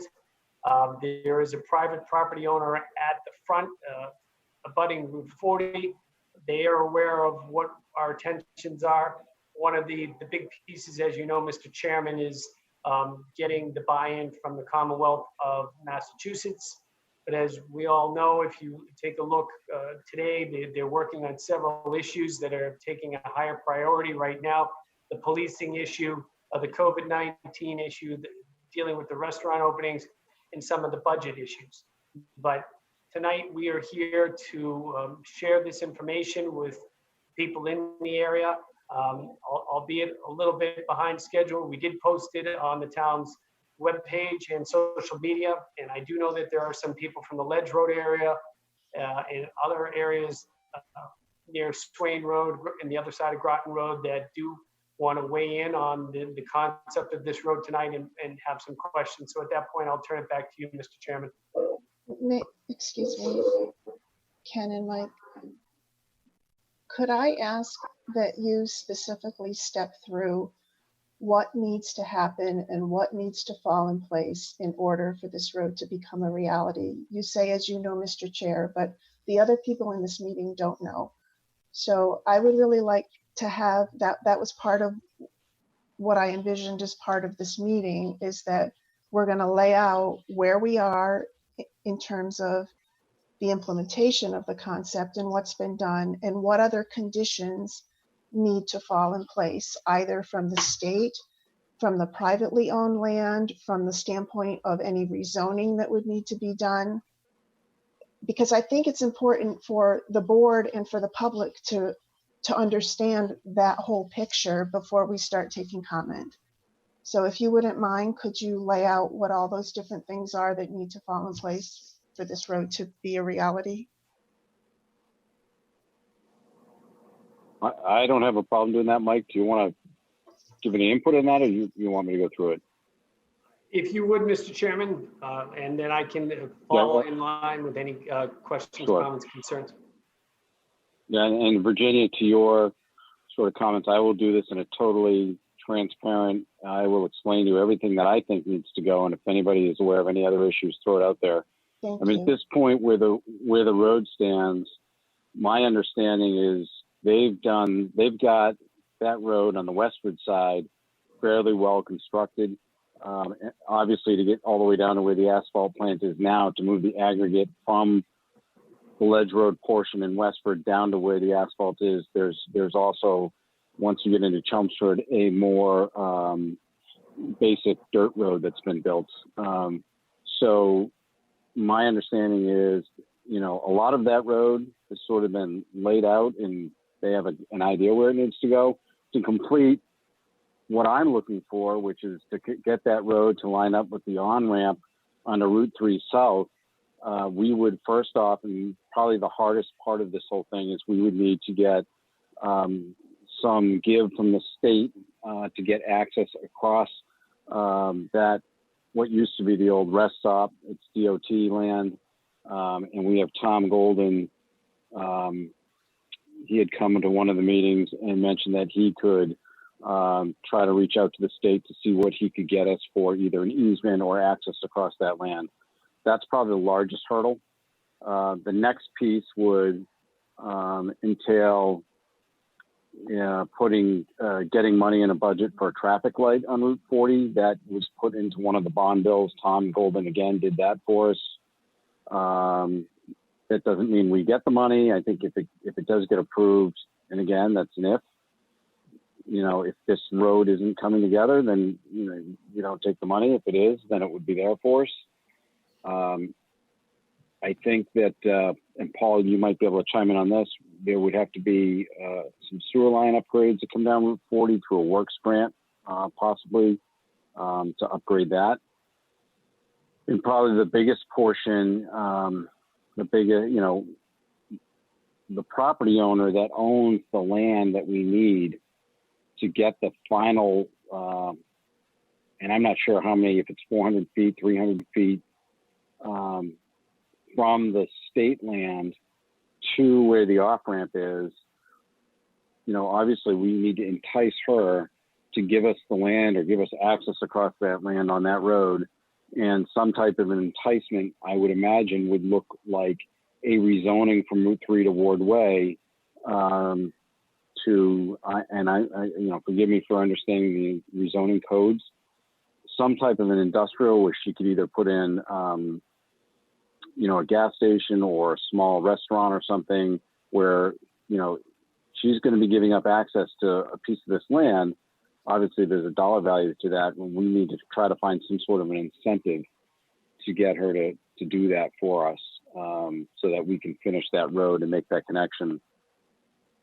To me, the benefit of this road, instead of these trucks going out the backside of, and just to be clear, these aren't asphalt trucks that are going out the backside of the ledge. They're trucks that are buying their aggregate, coming out of the aggregate plants and driving these back roads.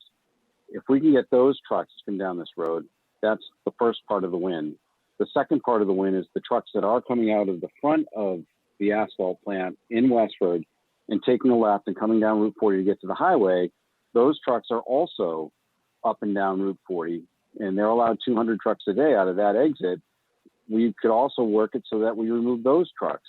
So it's both the north side of Groton Road past the on-ramp and the neighborhoods that are south of Route 3 benefiting from this on-ramp. And to me, the biggest part of this is making sure that that road comes out opposite the on-ramp.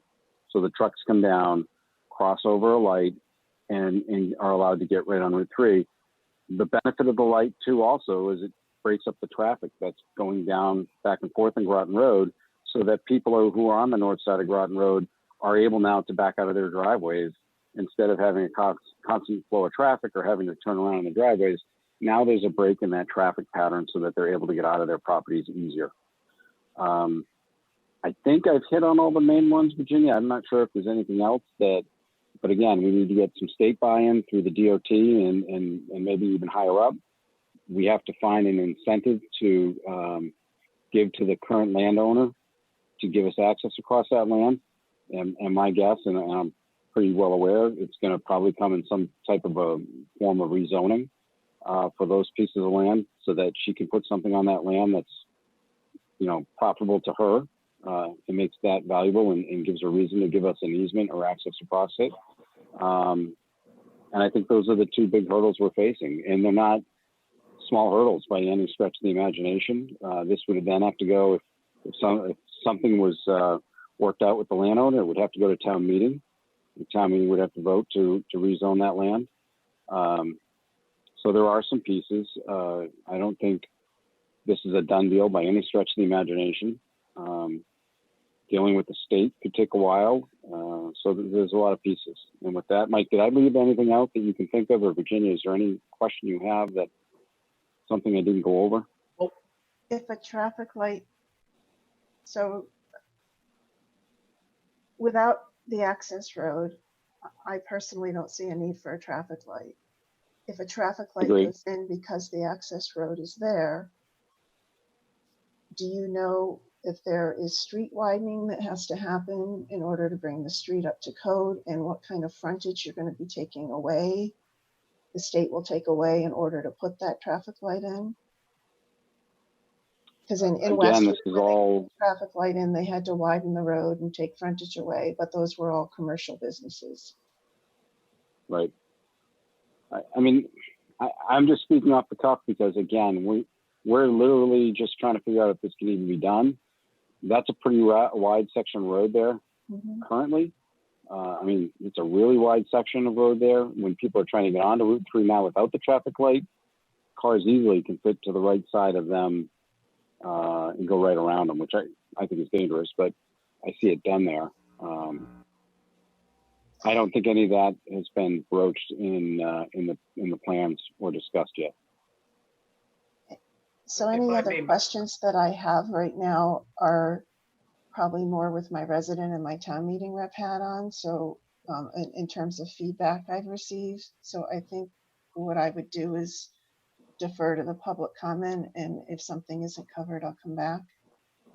The one thing, Mike? if I could, Mr. Chairman, I would just want to weigh in. As you know, we've looked probably at the last 18 months a variety of different options, and each one of those has its own caveats. And what we're looking for at the end of the day is a pathway to success to provide relief to the people on Ledge, Dunstable, Swain, and the end of Groton Road. And we don't have a viable alternative route for heavy truck exclusion. We know that Ledge Road is the only access point at this point in time.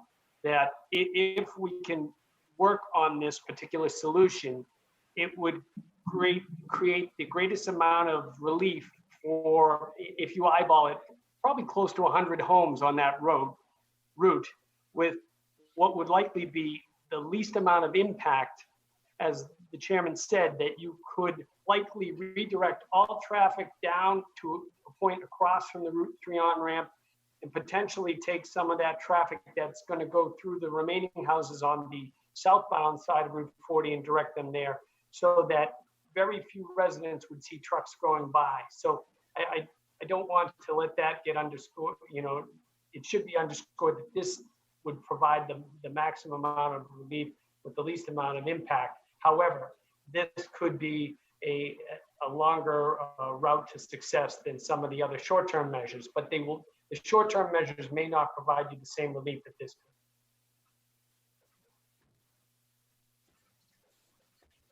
Thanks, Mike. We do have a resident who wants to speak. Larry Sweeney. So Larry, you got a question for us? Question and a comment. First of all, I live on 9 Lynn Ave in North Chelmsford, and where that is it's right across from Scotty Hollow. So the trucks that come down Swain Road do go by my street. So that road would technically be benefiting me. So I just want to start that off so you understand that there would be a benefit to me. However, I have a greater concern, which is the asphalt plant and their settlement agreement with Westford, which currently requires their asphalt trucks to come in and out of 540 Groton Road or Commerce Way, because they have a truck limit of 200 trucks, which would be 400 truck trips in and out.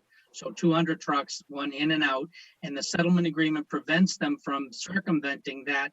They have a camera system, an elaborate camera system that is how they monitor that truck limit. And it's not just the number of trucks, but it's the time of day. And they have to go in and out of that point so that they can be monitored with the monitoring system. And the agreement also prevents them from circumventing it by leaving or getting onto the property from other access points. So this, Westford needs to be aware of this. I don't know, there has to be some kind of mechanism, because right now, if they started doing that and bringing the asphalt out of there through this road, they're bypassing the camera system and they're in violation of that agreement. And my concern is that that's going to be a problem with increased number of trucks. So that's my first concern there. And again, they can make as many truck trips in and among the Fletcher and the LeMasia quarry. They can go internally however many times they want. But when they're coming in to get the stuff and when they're leaving, right now under that agreement, they have to come out of Westford, out of 540 Groton Road. So that's the only mechanism they have to monitor them right now. So this is going to be, I think, open up an opportunity for them to circumvent the security that the citizens have as far as limiting the number of trucks.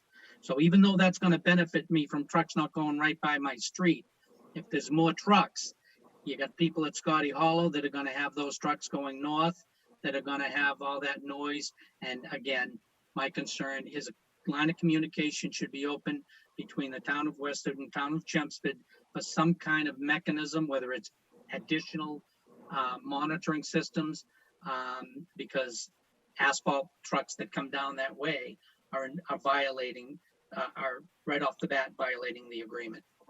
Mr. Chairman, if I may, I'm not going to ask anybody from Westford to chime in, but we have had those open lines of communication. I had a call with Jeff Morissette and some other staff members from Westford. And at that time, my recollection is if there were another access point to allow the asphalt trucks out, they would still be governed by that same number of trucks per day.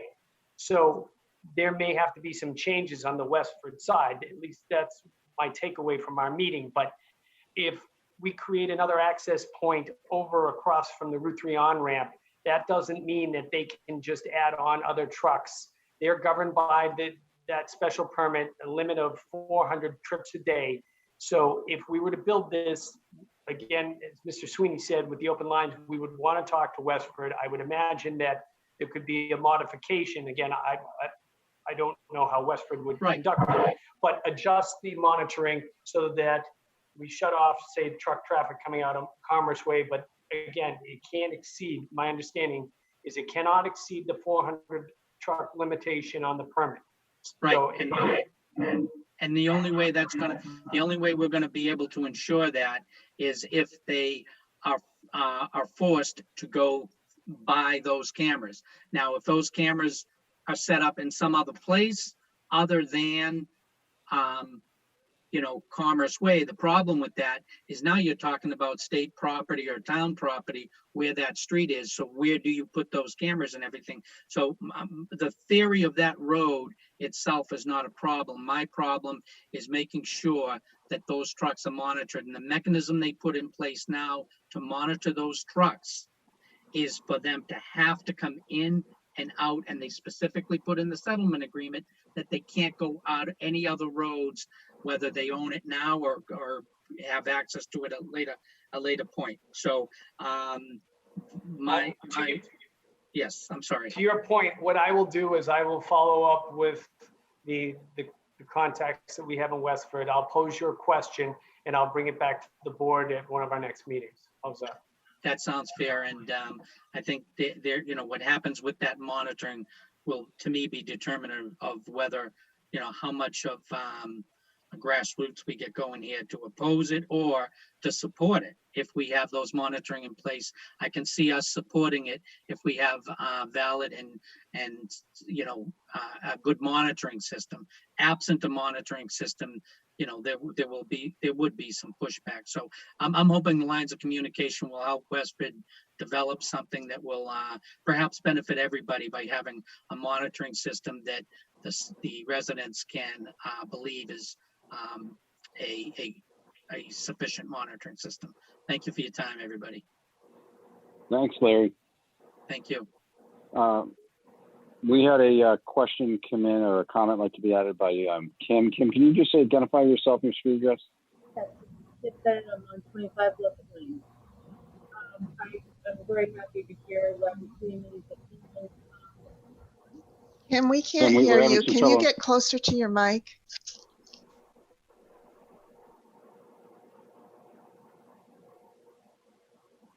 I'm closer to my mic. You're going to see nothing but my mouth.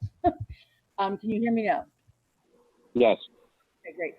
I'm very happy to have Larry Sweeney having co-existent.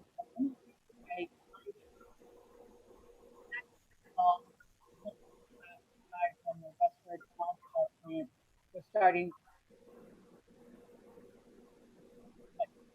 I'm sorry, Kim, we can't hear you. At all?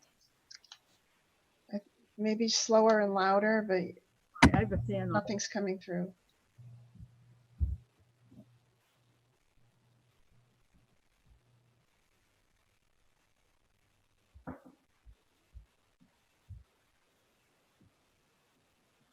I just shut off my fan. Does that help? Hello? Yes. Okay. Yep. Great, thank you. I apologize for that. I was trying to start off just by saying how much I value Larry Sweeney's opinion, because he's been involved with the Chelmsford concerns of the Westford asphalt plant going back many, many years ago, and I attended a lot of the meetings that he has spoken about in the past. So I do agree with his concern about the asphalt plant or the company in general trying to add more trucks when the cameras aren't doing an adequate job, if in fact they get this extra access road to Groton Road. I just want to remind everyone that the neighborhood around Groton Road, most of North Chelmsford, was very clear 2 years ago when the rezoning proposal went through that the neighbors are not interested in any rezoning. And the developer who went in and bought a lot of property early on, we all know who we're talking about. She bought property early on. I know she's trying to make sure she can make some money over there. I get that. She's a business person, but I'm not really too worried whether or not she gets a gas station or a restaurant in return.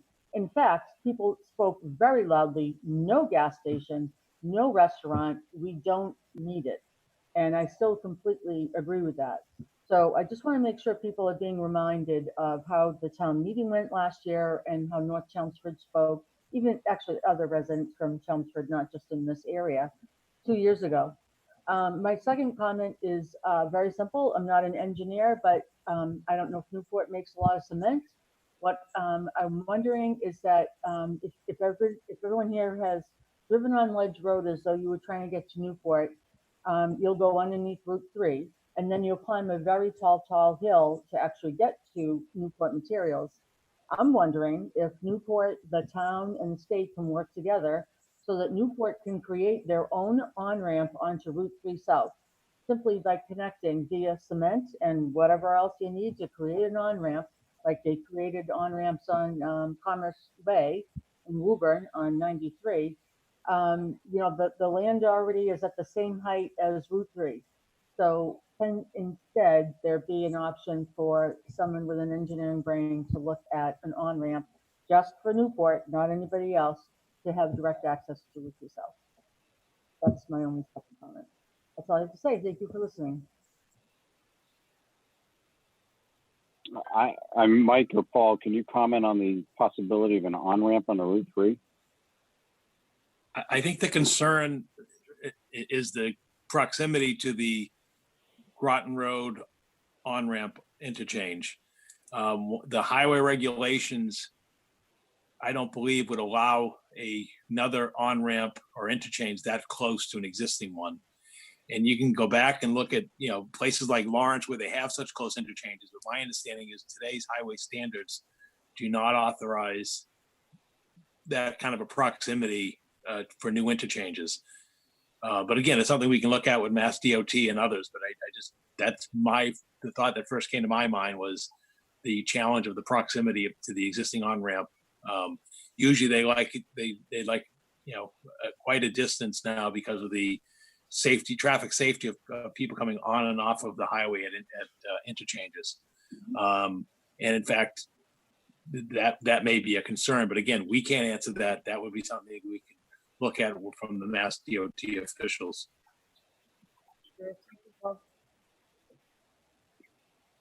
And again, I just want to sort of reiterate how this concept came about.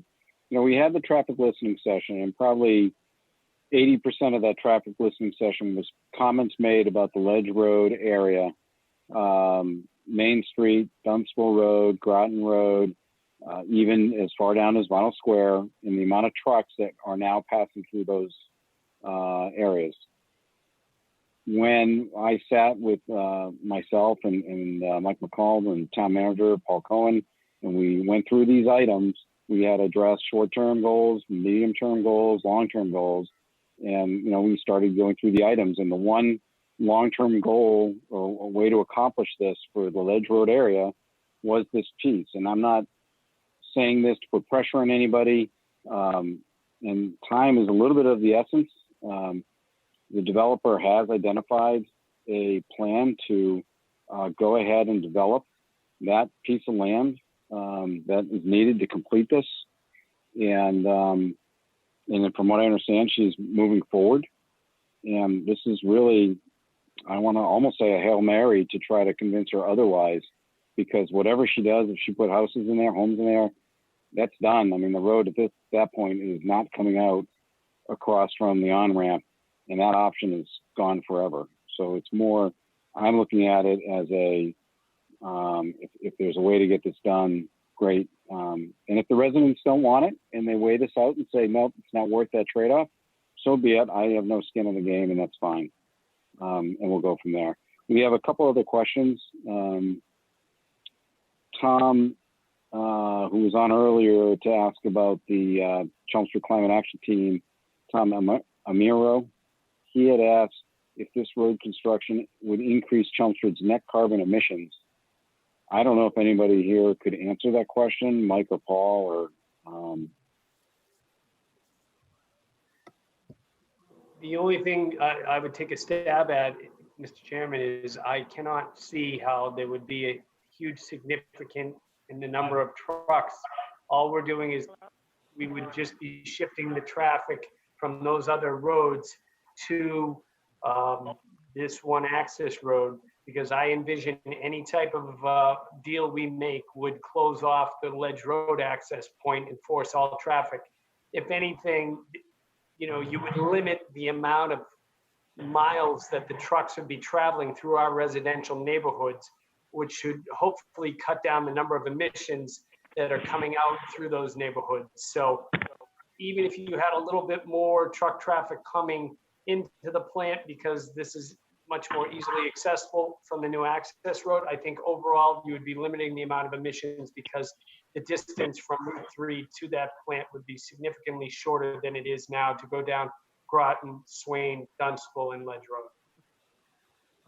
Could I qualify that a bit? What I was Who's really getting speaking? at was when you Can you clear please cut. identify yourself? Oh, sorry. This is Tom Amaro of Chelmsford Climate Oh, Action okay. Team. And what I'm getting at is that in general, whenever there's construction, any new development, you tend to clear cut, and what you do is you take away carbon sequestering trees, foliage, not the natural habitat, sequesters carbon. And I think we need to look at everything with climate change glasses on and say, well, whenever we do something, are we really reducing the carbon sequestering that goes on naturally, so that if we're gonna, our net emissions are the summation of what we put into the atmosphere versus what we take out. So, I mean, going forward, towns need to start looking at the whole equation and say, you need to offset the emissions with carbon sequestration. So are there plans with this kind of a road construction to restore vegetation, foliage, and not just clear cut it and diminish the natural sequestration?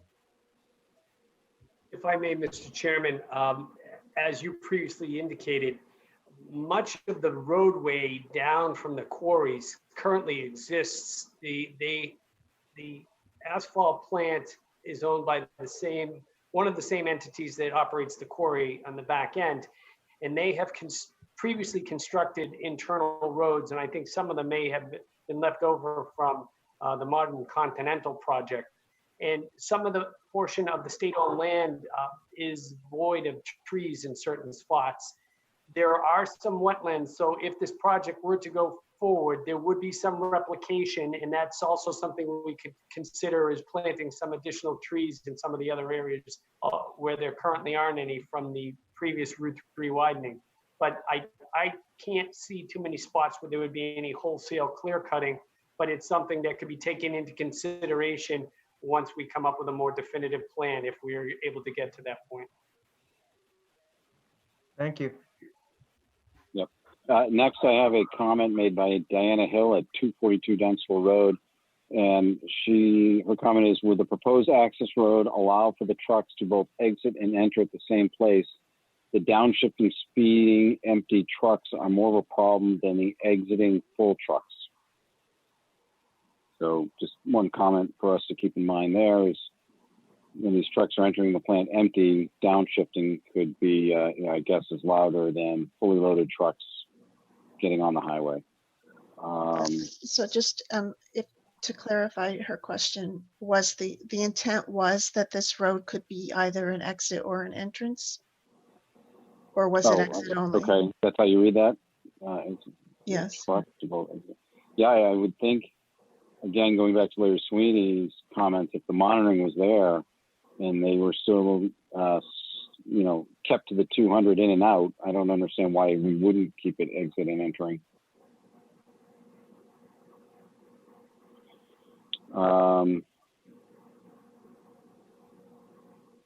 I have another comment from Larry Sweeney saying, yes, we shouldn't do any rezoning just for the fact this should not be a way for the owner to get rezoning that wasn't wanted previously. But again, anything like that would have to go to town meeting. Somebody named Eric asked what piece of land do they have. I'm not sure which piece you're talking about. Pam Armstrong had asked if she could ask some questions. So I'm going to turn, request she comes into the meeting to do that. Hi, Pam. Hi, Ken. Thank you for letting me address my question. Yep. I know that during the Route 40 Study Committee, we talked about this road. We had so much opposition from a couple of town committees as well as the public So I'm not sure how you're going to get them to change their mind to rezone that area. Just a little forewarning, it was very difficult to get enough people to even agree with us to rezone in the first place. And my second question is from Mike McCall. Mike, thank you so much for all you've done for the town of Chelmsford, all the traffic study work, and for this project. We really appreciate everything you've done for us. And I wish you the very best in your new position. And I'm wondering who is going to continue all the work that you've been doing to this point to keep this project on track. Well, thank you. I'm not sure that'll be a determination by the board and the manager, but as long as I'm here, I'm continuing to work on it. Thank you for everything you've done for us.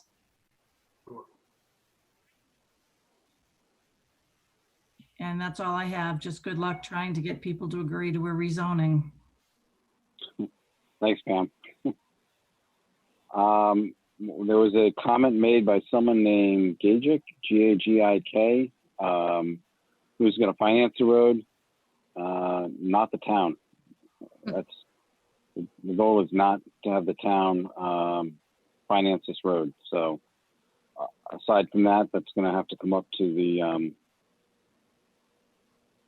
landowners. May I ask a follow-up question to that? Sure. So the intent is that the town won't finance the development of the road. Is the town going to be maintaining the road, or that would also be private maintenance? My understand right now is yeah, that it is not a town accepted road. It was not what the aim of what we were looking for. Okay, thank you. Now, there was some question about could it be built to town standards? So at some point, if they wanted to get it accepted, they could. Paul, do you have any, or Mike, do you have any recollection of how that conversation went down in the beginning?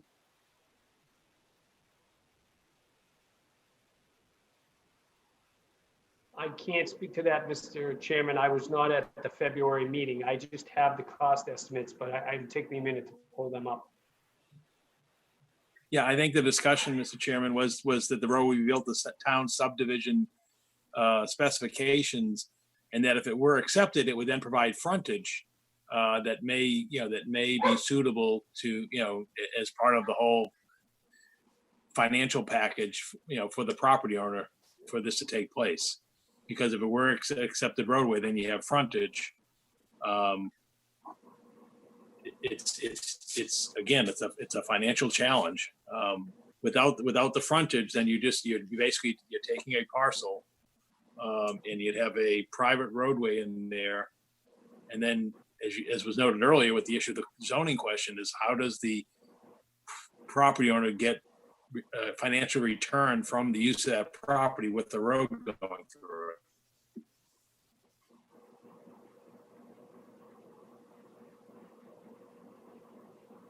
Okay, so those are the pieces we're sort of wrestling with there. I also have a request. Sue Olson would like to ask a couple of questions. Let's see if I can get Sue on here.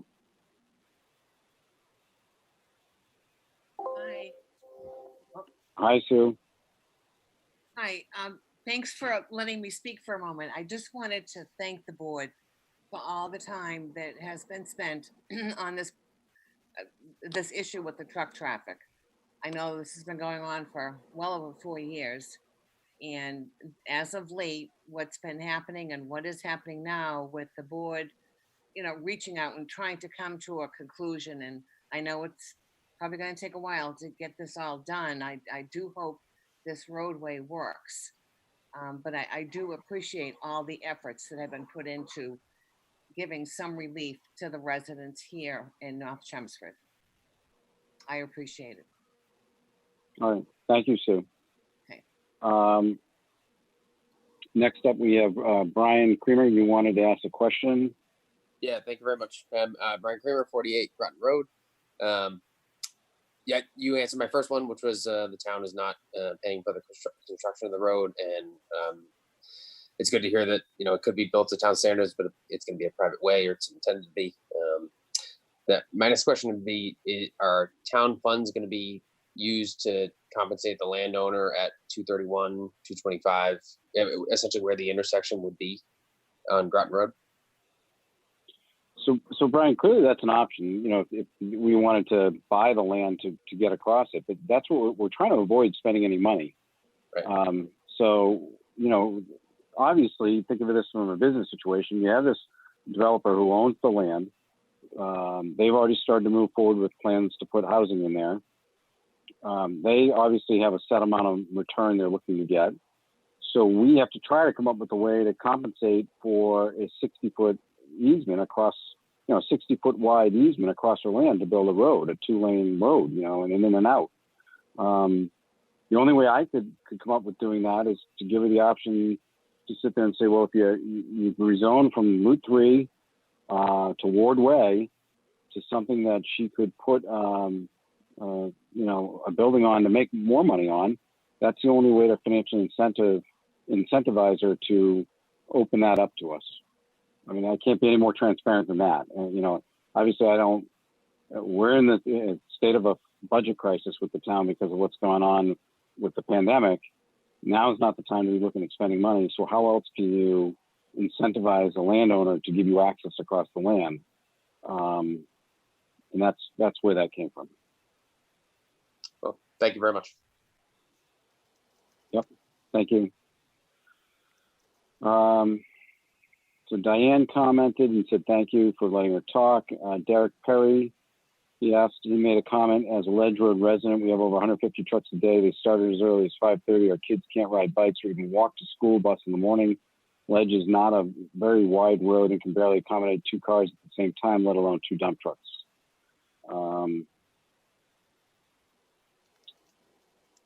Next up, Eric Hill at 242 Dunstable Road asked to further his wife's question, would the trucks be barred from Ledge Road at that point? And would this cause problems for the asphalt plant and their truck limit? I would think that we could probably, I don't think we can close off the Ledge Road, but we could probably say to the owners up there, could some sort of a requirement to,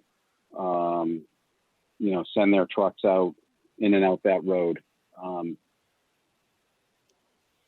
and go from there. And that would this cause any problems for the asphalt trucks and their truck limit? Again, with the monitoring systems in place, I don't see that. I mean, we will definitely be investigating this with the town of Westford, and Mike will be looking into that as far as how we work on that. Marie Burnham had made a comment at the beginning in open session. I don't know if she wants to come back on now and make a comment. Let me just scan to see if she's still in the meeting.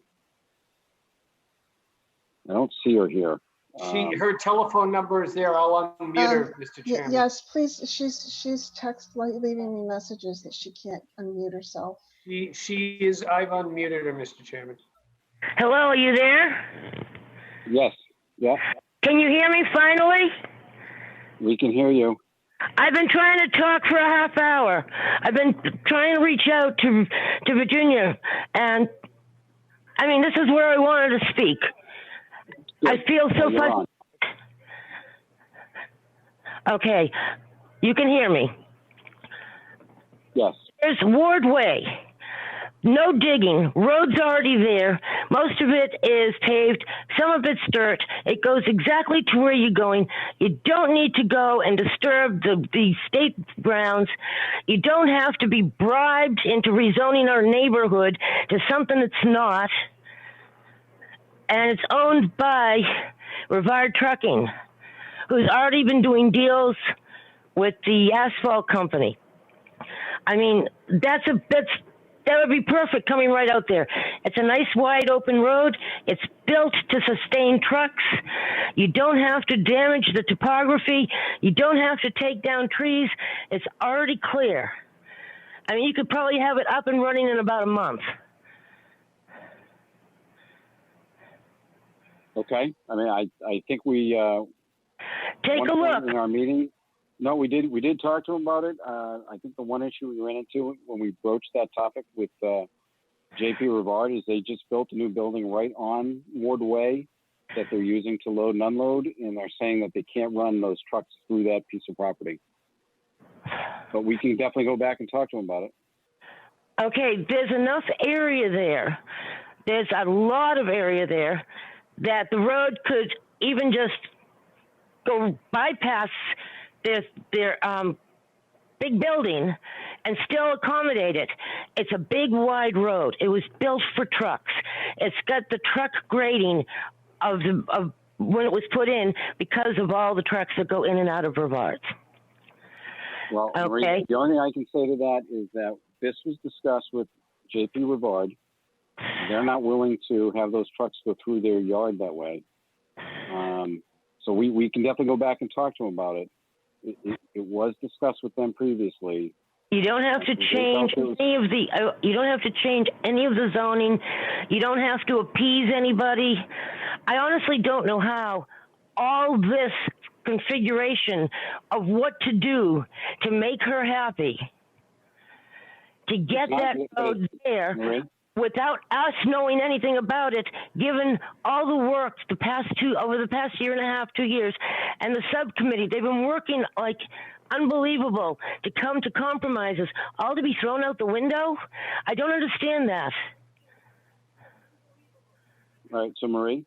Yes. We are, this is not a decision.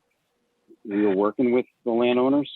We're just trying to move the project along a little bit, and obviously nothing gets done unless this goes to town meeting and gets reviewed. So we're just trying to put options in front of everybody. Right, there's another property, the Marin property, right next door to Rivard. Maybe he'd be interested in getting out of here with that, if everything's going to go to commercial and he's going to have a gas station and a restaurant up his back door. Maybe he'd be willing to give access. He goes straight through also. I understand that, but I don't know how he. Well, maybe we can reach out to him and talk to him. Okay, you reached out to the woman who owns the old Limerick home, which is the one that's right across from Route 3. If it came out of Ward Way or that area, they'd have room to take a turn, and then they could either go south or go north. They'd also be able to get in and out, so they could also return in, so we don't have to have only half of them bypassing us and then the return trips coming by our houses. I mean, right now, Route 40, the road is deteriorating. I don't see the town fixing it right now. It's town responsibility. It's only state responsibility up to Rivard's entrance. I mean, the satellites could go in at Rivard's with a permanent right arrow for people taking right turns coming out from Westford. That wouldn't interfere with the traffic coming from Vinyl Square or off of Route 3 south that come on the other side of the Route 3 overpass, because people going onto Route 3 south would not be interfered with by the satellites if it was at Ward Way or even slightly off at the Marin property. I mean, there's a lot of options. I don't know how none of us were included in this. I mean, the people who live here, the people who worked on the committees, everybody. I mean, I don't understand how it's gotten this far to these suggestions being so strong and our input not being important. Well, again, this is when you say how far along it's gotten, at this point, it's pretty conceptual. The option, if we can get it put together, would go to... A lot of people have discussed it without any of us having any inkling of it. Sort of like when we were going to become commercial and somebody started buying up all the property and telling us that we had no choice. Obviously, we had a choice. We fought back. Okay. Now, I don't understand why it's so important to put this through right now either, during a pandemic. I mean, we had a lot of voices. You had to have meetings at bigger facilities to handle us all. We can't do that right now. Almost like our voices are being turned off. It doesn't seem fair. And I can tell you, after a half hour of having my voice turned off while hearing you guys talk and not being able to get in when everybody else was getting in, That's not a good feeling. Not a good feeling at all. Well, Marie, again, this is a session for us to just give everybody a broad idea what we're talking about. We will, it doesn't go anywhere until this goes to town meeting, probably in the fall. Maybe we can have more meetings on it. Maybe we can have the town meeting at the high school football field where people can do 6-foot distancing and social distancing and masks can be outside. Maybe we can do that on the football field. So all the people who are interested in this can have a say and come to the meetings without being indoors and exposing each other to the virus. Okay, well, we'll cover that at another meeting. We got to kind of move along. I've got 14 other messages of people that want to get in line. Okay. But yes, Wardway or Marin property. I mean, if you're going to take, ask the other property owner. I mean, thank you. Have a good day. All right. And thank you, Virginia. So let's see, where are we? I have Karen Spengler, 27 Ledge Road, in agreement with Derek. We continue to be overwhelmed with Ledge, Dunstable, Swain. Are there any short-term ideas to provide relief or to stop our kids, to keep our kids getting to and from the bus stops? I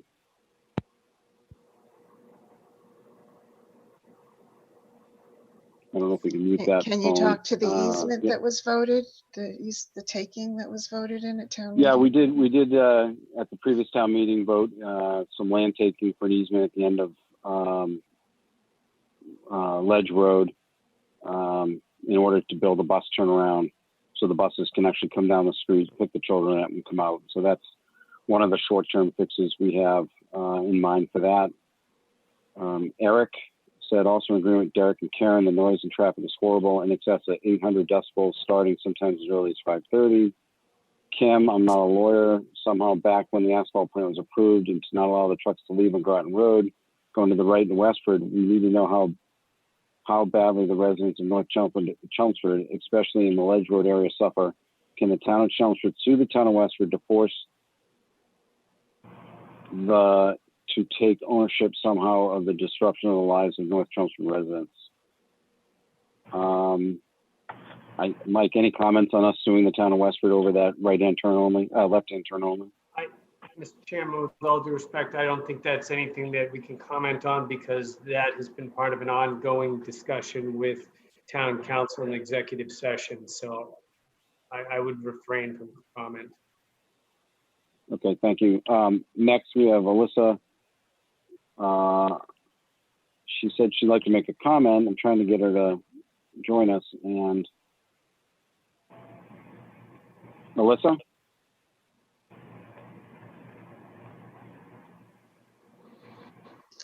Hi there. Hi. Just to Kim's comments, I did want to let her know that those trucks are not asphalt trucks. Unfortunately, the difficulty that the Chelmsford neighborhood has had to deal with, it's pretty much been materials processing and quarry processing, aggregate, and not asphalt material because the asphalt plant only fired up a few weeks ago, just so that Kim's aware of that. But I do have a question for the board. It sounds like this is pretty much a done deal.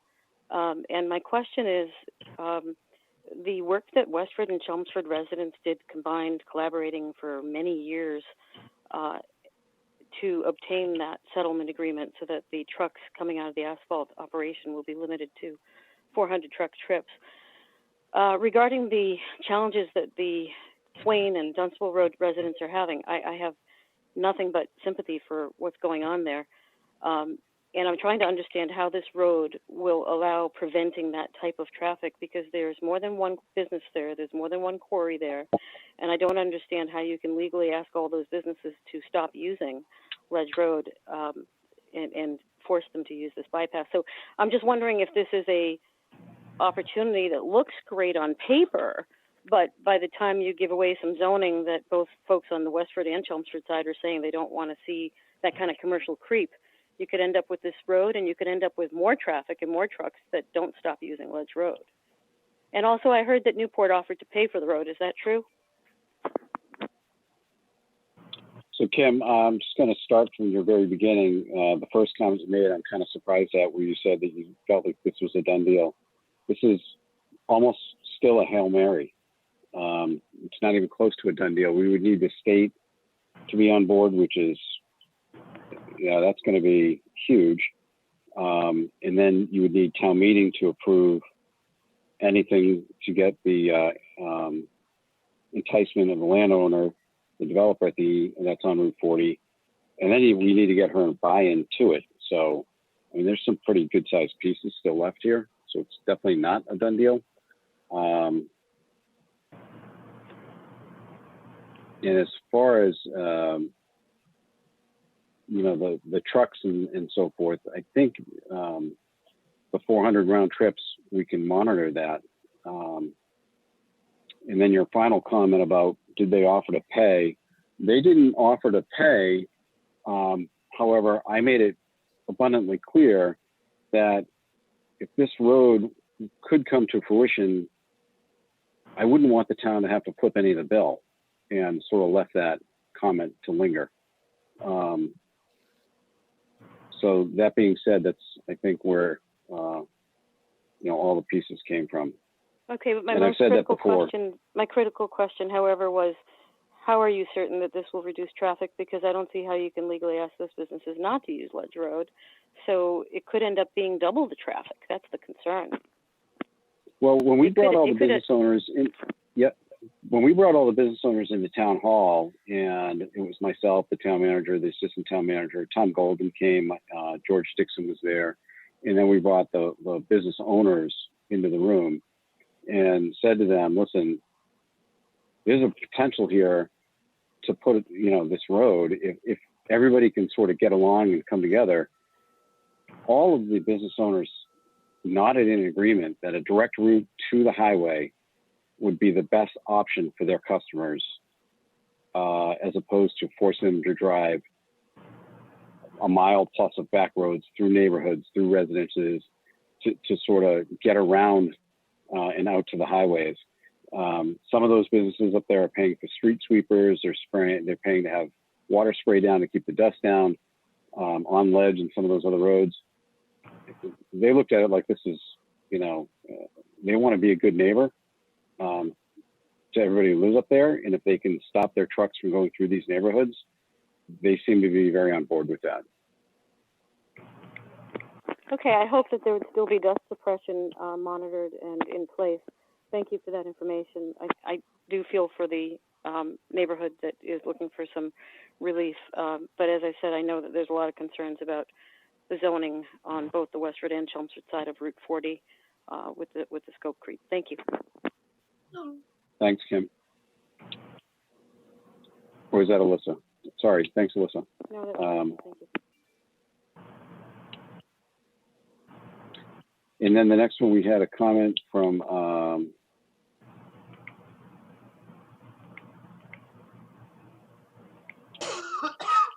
I'm not sure if anybody else can see. Did I miss anybody? There's a couple of questions in the chat under Alyssa's. Under Alyssa, so, all right, hold on. Oh, Gajic, why don't you use the asphalt plant property for the trucks? Why do they need another road? I think we're trying to figure out a way to get the aggregate and the other business owners that are up behind the asphalt plant, the companies that are using the Ledge Road, it's not the asphalt plant, it's the other companies up there. And I don't think the asphalt plant wants to give access across their property for those trucks, and we can't really force them to do that. So we're trying to build a direct road amongst the property owners. And then was there one more, Virginia, I missed? Is there any thought as to, at the very least, enforcing sound level ordinances first thing in the morning? I mean, those obviously would have to be monitored and watched. Well, Mike McCall, has anybody talked about sound level monitoring? Make sure. I am not aware I know the Board of Health has the ability to do it. I know Westford did a study on the other side.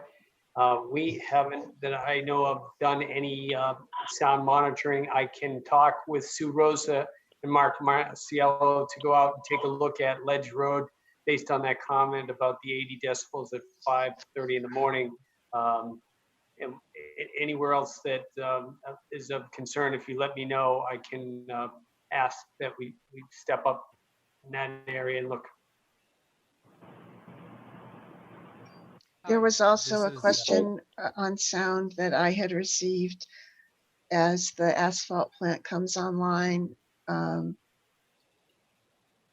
Would we be in a position at some point to ask the state to do sound measurements on the side of Main Street where the overpass is, where there is no sound barrier? There's only a sound barrier on the cemetery side.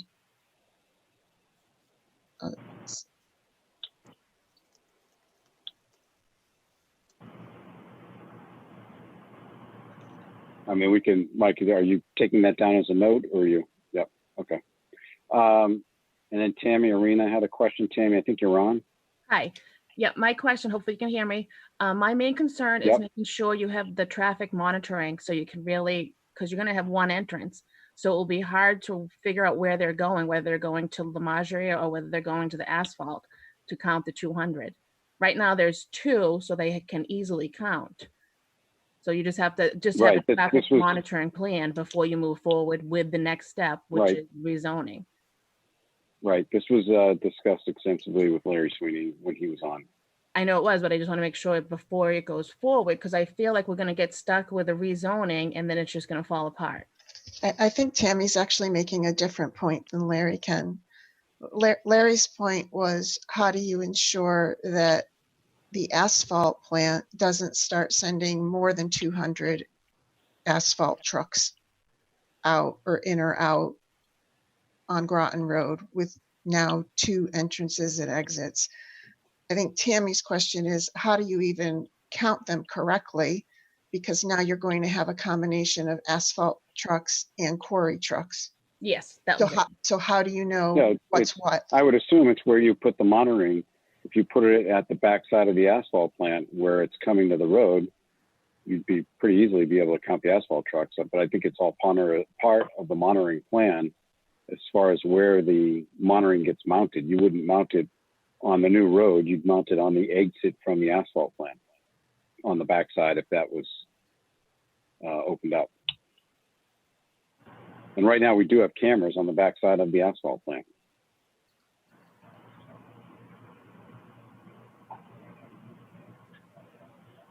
The cameras counting the trucks in and out of Groton Road are at the Groton Road driveway, I believe. Right, but we also have cameras on the backside. There's a camera also on the internal road going up towards the quarry, so that they can ensure that there's no asphalt going up to the quarry. So again, it would be keeping those open lines of communication with Westford. I've already sent an email to Jeff Morissette so that we can arrange to speak this week about some of these questions. So I will get back to the board with some answers on how we could deal with the cameras and how we would manage. If this were to come to fruition, how would we deal with the traffic numbers, the rerouting, and ensure they're only going to the quarries and not to the asphalt plant?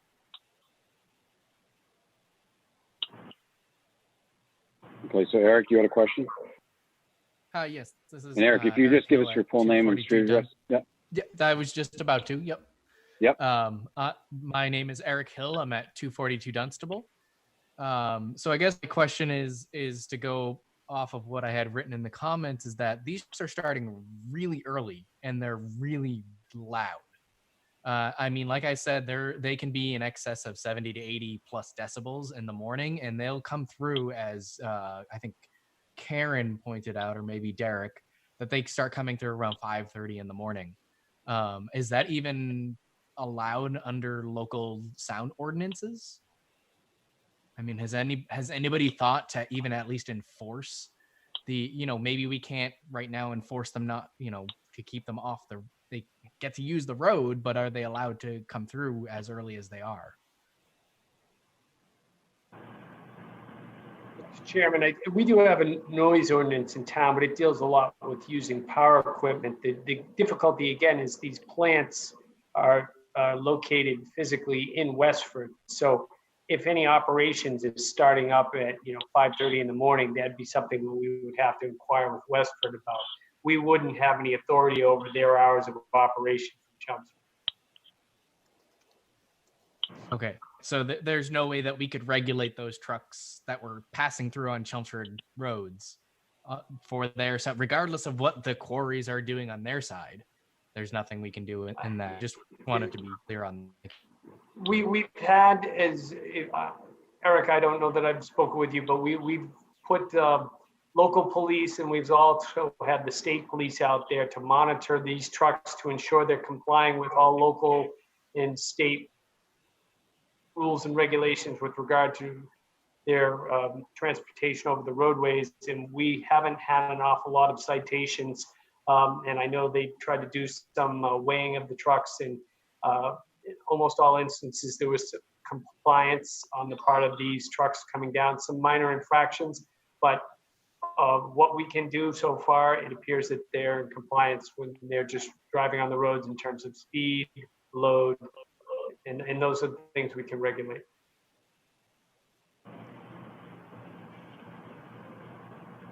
But if you have any specific questions, if you want to write me an email or give me a call tomorrow, I can try and address any of them.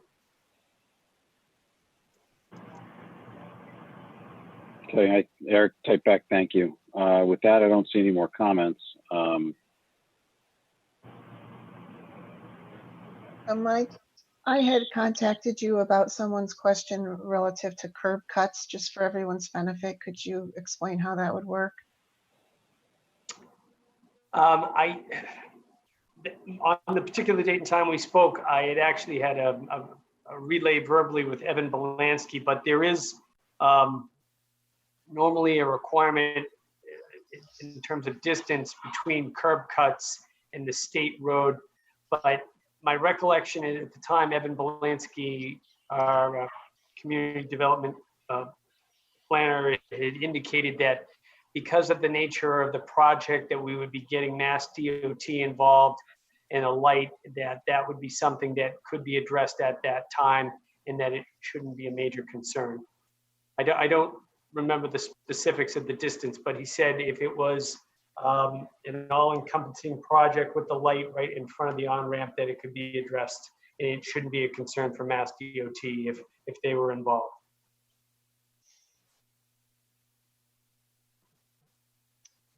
Can I just make one other follow-up comment? So someone else raised the kind of the good luck with rezoning comment, and just I went back and looked at the fall town meeting where we had an article to extend the IA zoning to the street, and that one of the main reasons for that was to enable the businesses that were behind the RC zoning to have roadways come to the street. Just kind of as a data point, that was voted down by a 58% vote. And with respect to commercial, I just speaking as someone who was on the committee, and what led up to the committee, there was pushback from across the town on full commercial zoning.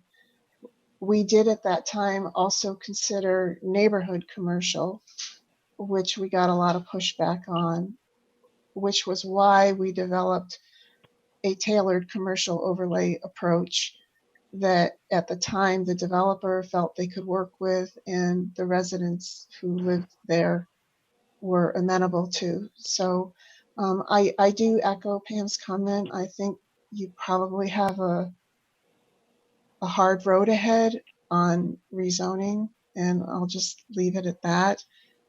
The other thing is, and I appreciate that this is a long-term opportunity, and as everybody said, there's a lot of things that still have to fall in place. And I think we should continue to work it. I also still feel that we should resurrect one of the shorter term things we were looking at, which is the pole placement at Ledge and Dunstable that would allow the trucks to turn left. And I know that's not going to help anybody on Ledge Road, and we, you know, and we have to figure out how to solve that. But at least in the near term, it may help alleviate some of the issues of the trucks going down Dunstable to Swain to Groton Road. So I'm just wondering if we can maybe put that on as an agenda item for another meeting and revisit whether it's appropriate to look at anything there in the shorter term as we work through the rest of what needs to be done for this road concept. Okay. Are there any other comments for anybody?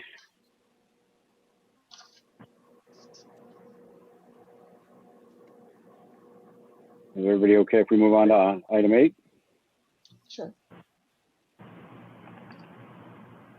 Pat, I'm sorry, you were muted. Yes. Okay. Okay. So item 8, which is the town council's review of the wildlife feeding bylaw. Paul,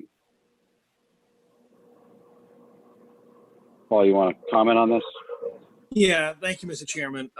This is sort of a follow-up from the last meeting when we just reviewed the wildlife feeding bylaw, and the board agreed to come back at your next meeting on the 27th to discuss it further. But I took the opportunity to have town council Paul Haverty review the latest draft of the wildlife feeding bylaw, which incorporated some of the comments from the last meeting. And you have his changes, and you can see it in track changes and the comments on the side. Basically, his primary concern was the language regarding prima facie determination. He felt that it was too broad when applied to public areas. Essentially, once a person is found to have violated the bylaw, this provision could be interpreted as creating a prima facie case for another violation anytime animals are found feeding in that area, even if there's no evidence that a person had been in the area to conduct the feeding. And he felt there needed to be a stronger nexus between the act and prima facie determination.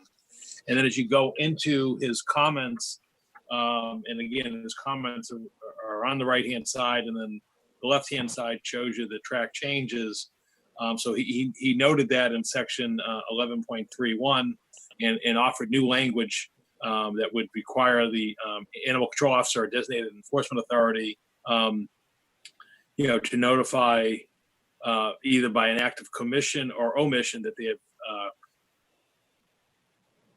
have knowledge of what is taking place in violation of the provision.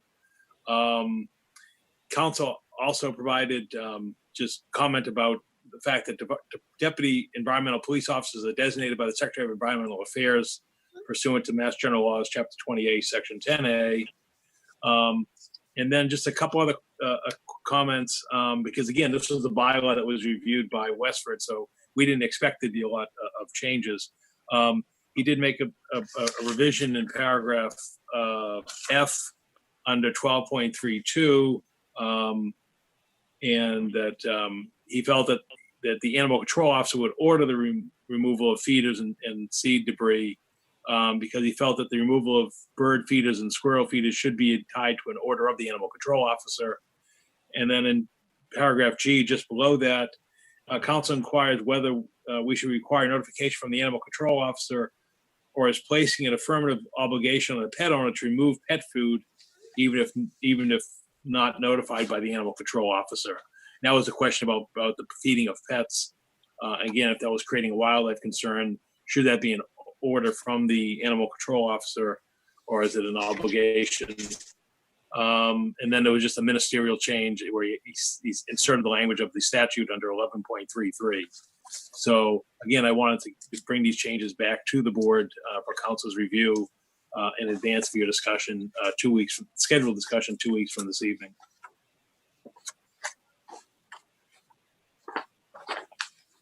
Anybody have any questions on those changes? 2 weeks from this evening is what, Paul? The 27th. No, I know. When you had your last discussion, the board agreed to discuss this again on July 27th. Oh, I'm sorry. Okay, thank you. We had a email come in from Chris Bowman asking us to read her letter into the record. Do you want me to do that? Sure.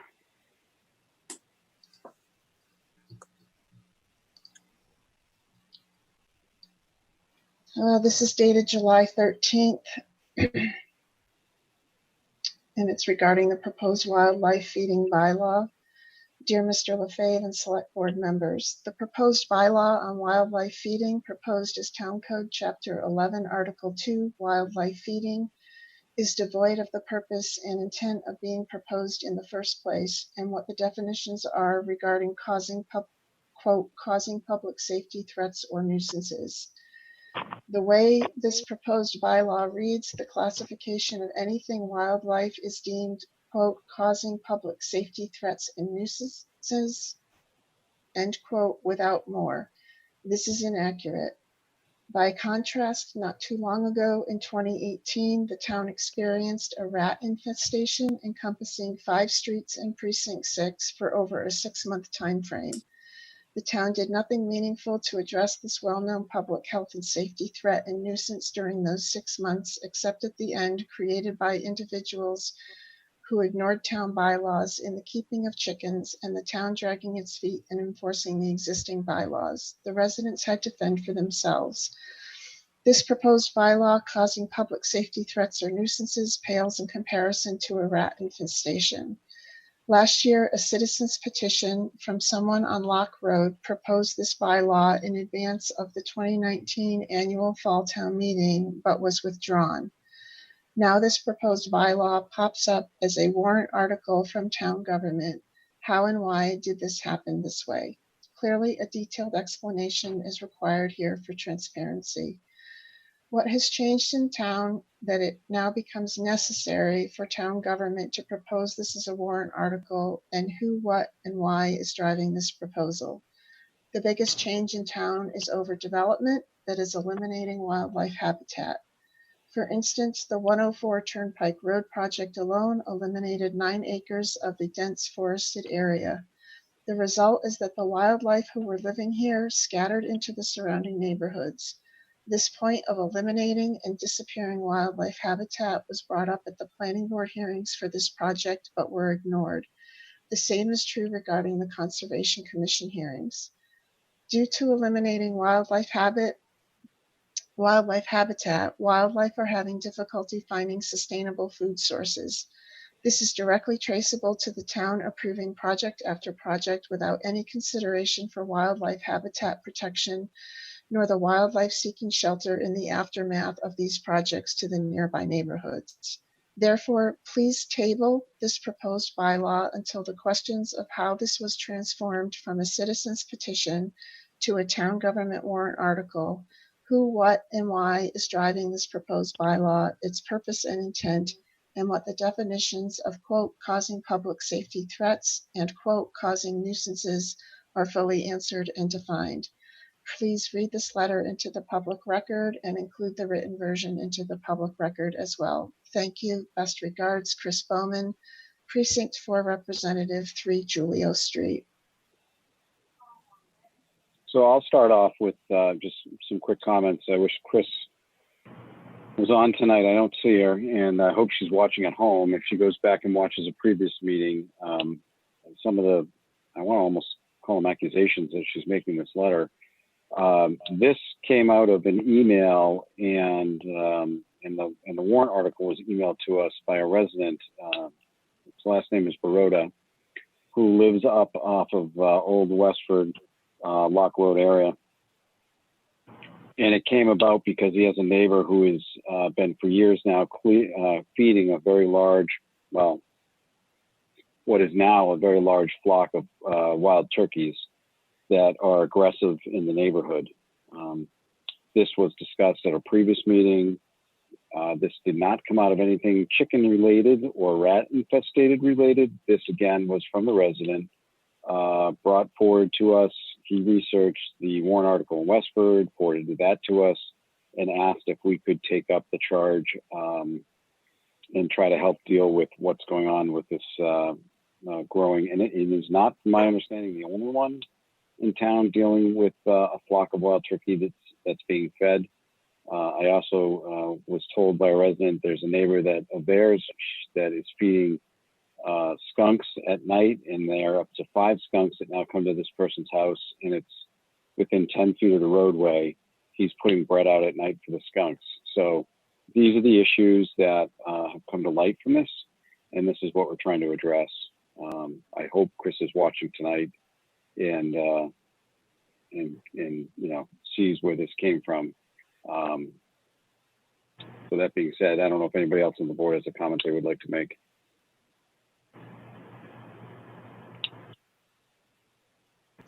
I think you covered it. Okay. Just jump back to the agenda here.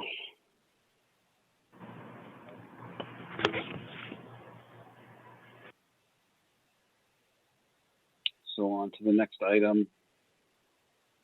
Sorry, my agenda closed on me. Just bear with me 1 second.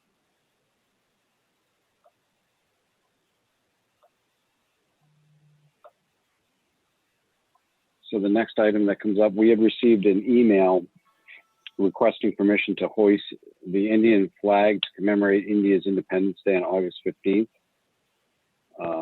Anybody on the board have any opinion on that? I think we have a policy about that. I do too. We do. And I think it contradicts our policy. I agree. Okay. Should we take a vote on that, or just leave it at that we have a flag policy? The policy is we allow government flags only, federal, state, and local government flags, and that's our policy. Yeah, I would just send her that policy. If I send this person that policy explaining why we would not allow this. I mean, I think we'd have to take a vote if we were going to waive the policy, but I don't think we take a vote. Paul, would you mind just could you respond to that and just include a copy of the policy? Yeah, we'll respond tomorrow. Thank you. With that, I'll turn it over to you, Paul, for your manager's reports. Yeah, just quickly, Mr. Chairman, I know we're approaching 3 hours. The first one is to schedule a special town meeting. As the board's aware, the town is considering several open space acquisitions brought forth by Chapter 61A notice, which is agricultural land exemptions, notice for removals. The Community Preservation Committee is scheduled to meet this Wednesday evening. I'm anticipating from that meeting that one parcel will come forward to ask to be brought to town meeting for consideration. In terms of scheduling the meeting, the goal is to have the meeting take place prior to the opening of school. I spoke to Dr. Lang about this, and obviously there's a number of concerns about preparing the schools for the opening, and so the preference would be to have this take place in the high school gymnasium once again for social distancing prior to the opening of school, because and that really, in terms of that scheduling, Labor Day is late this year, but the teachers are due back on September 1st. Also, September 1st is the state primary election. So those two factors alone rule out the Monday, August 31st as the date for a special town meeting. And so in speaking to the town clerk and to the superintendent, the preference would be to have the town meeting that prior week, if possible, or prior to the 31st. In terms of the availability of the high school gymnasium, Dr. Lang says they've canceled all events, so basically the gymnasium is available at any time. In terms of what would be on the town meeting, at this point, I believe it would just be one article for a land acquisition, which could mean a very quick town meeting. The only two other articles that were in consideration would be one, the wildlife feeding bylaw, but I don't think that's going to be ready for this town meeting because you'd be signing the warrant 2 weeks from tonight. And so that probably would go on to the fall town meeting. And then similarly with the planning board has a hearing open legal hearing for the demolition bylaw zoning modification. But last meeting, last Wednesday, they opened their hearing and continued it without discussion. And I think it's only going for consideration at the Historical Commission tomorrow evening. And so again, it looks like it would just be a one article town meeting. It's not a very complicated article town meeting. And so I guess I'd ask the board, you know, we have to have a process that if we're going to meet the end of August, you really need to sign the warrant 2 weeks from tonight in order to provide 3 to 4 weeks for the mandatory 14-day posting requirement, as well as time for the planning board, the finance committee to hold a public hearing and meet and act upon it, hear from the applicant, and also to get this completed. So I guess my question for the board is do you have a preference, and we need to select a date so I can prepare a warrant? That previous Monday, the 24th, you're scheduled to meet that evening. That would be your second meeting in August. But again, I don't know that there's two ways you could deal with it. One is you could flip your meeting to the 31st if you wanted to stay with the Monday night, or two is there's really no requirement that we hold the special town meeting on a Monday night. It could be, for example, on that Wednesday, the 26th, or it could be a Tuesday, the 25th, or Thursday, the 27th, or even the prior week. So really what I want to do is work with town council to bring you a warrant 2 weeks from tonight, which I think would be a one article special town meeting warrant on a land acquisition that I anticipate would have the support of the Community Preservation Committee, the Conservation Commission, likely the Finance Committee, likely the Board of Selectmen, and ultimately likely the town meeting. So I guess what I'm asking this evening is I don't know any conflicts that you may have in terms of scheduling the special town meeting. I did speak to the town moderator. He does not have any conflicts. Again, so it's really trying to pull all the pieces together so I can get you a warrant in 2 weeks. So I don't know what your preference is for a date for the town meeting next month. So Paul, you're talking the week of the 24th, basically? Yeah, yes. I'll just say personally, I'm flexible. I believe the planning board has a meeting planned on the 26th, and they have people on the board who are town meeting reps. So that might be a consideration just in terms of timing if it's on that day.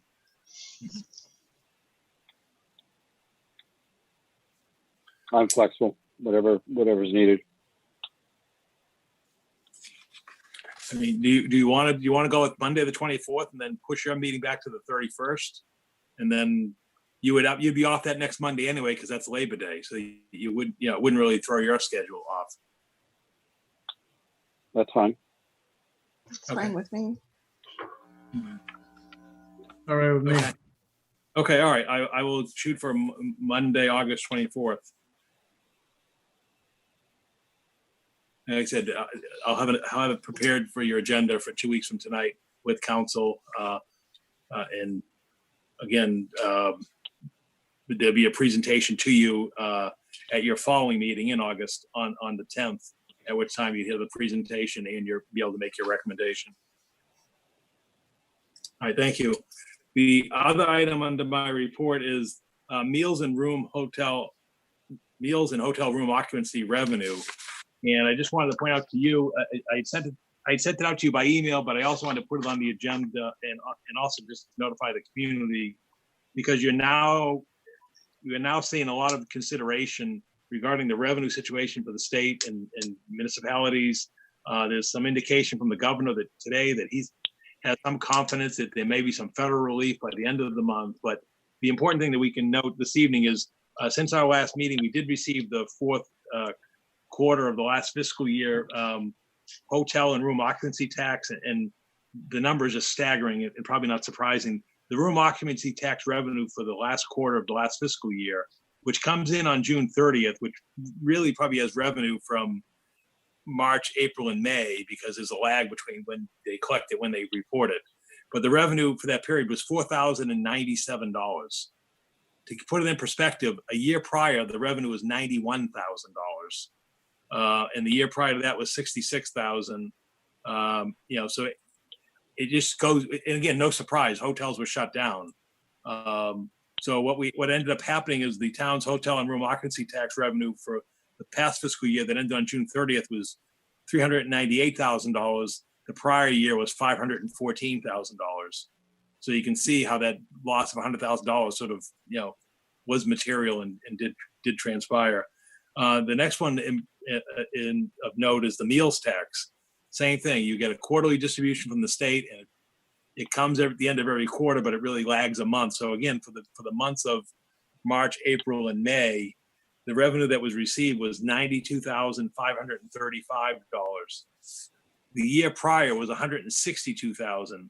So you basically had a 57% collection rate from the prior fiscal year. And however, if you look at what was taking place, the revenue for the entire year came out to just $648,000. For the previous fiscal year, fiscal 19, the revenue was $658,000. So we only came up $10,000 less, even though we received $70,000 less in meals tax from the respective quarter, which shows you two things. One was the growing trend of the meals tax, and two, the impact from the loss of revenue for the meals tax for that quarter. So again, just wanted to let you know that we are getting tangible results. Again, the town accountant is compiling all the final information from the last fiscal year. At this point, the final warrants have been cut because everything goes up until the first 2 weeks of July. Encumbrances are in, and I expect your town accountant will be reporting to you next month. Darlene will be in with her end of year report, and we would expect sometime probably in late August certified free cash from the Department of Revenue. But again, all indications, as Darlene last reported, is that the town finished the fiscal year in the black. But again, you can really see the noticeable impacts in terms of hotel tax especially, but also meals tax. So that's my report this evening. I do have 3 appointments for your consideration this evening that have come in since your last meeting.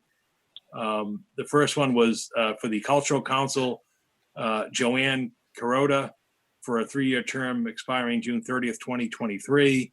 For the Housing Advisory Board, Valerie Diggs has submitted the application. That would be to fill the vacancy for a 2-year term expiring June 30th, 2022. And then for the Recycling Committee, Norman Eisenman, for a 1-year term expiring June 30th, 2021.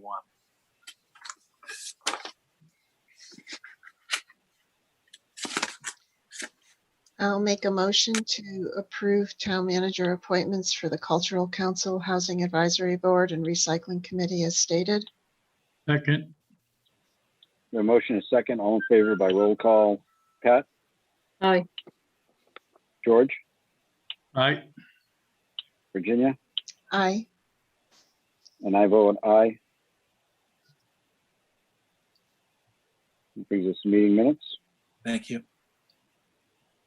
Thank you, Paul. Great job.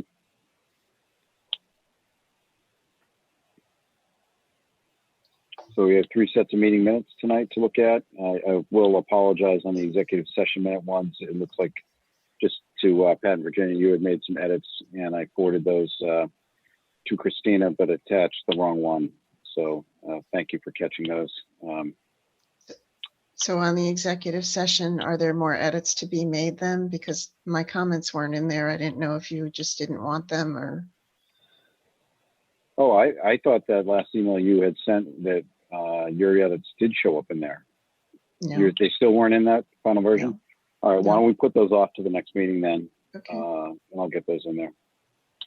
Okay. We just so have the regular session minutes then.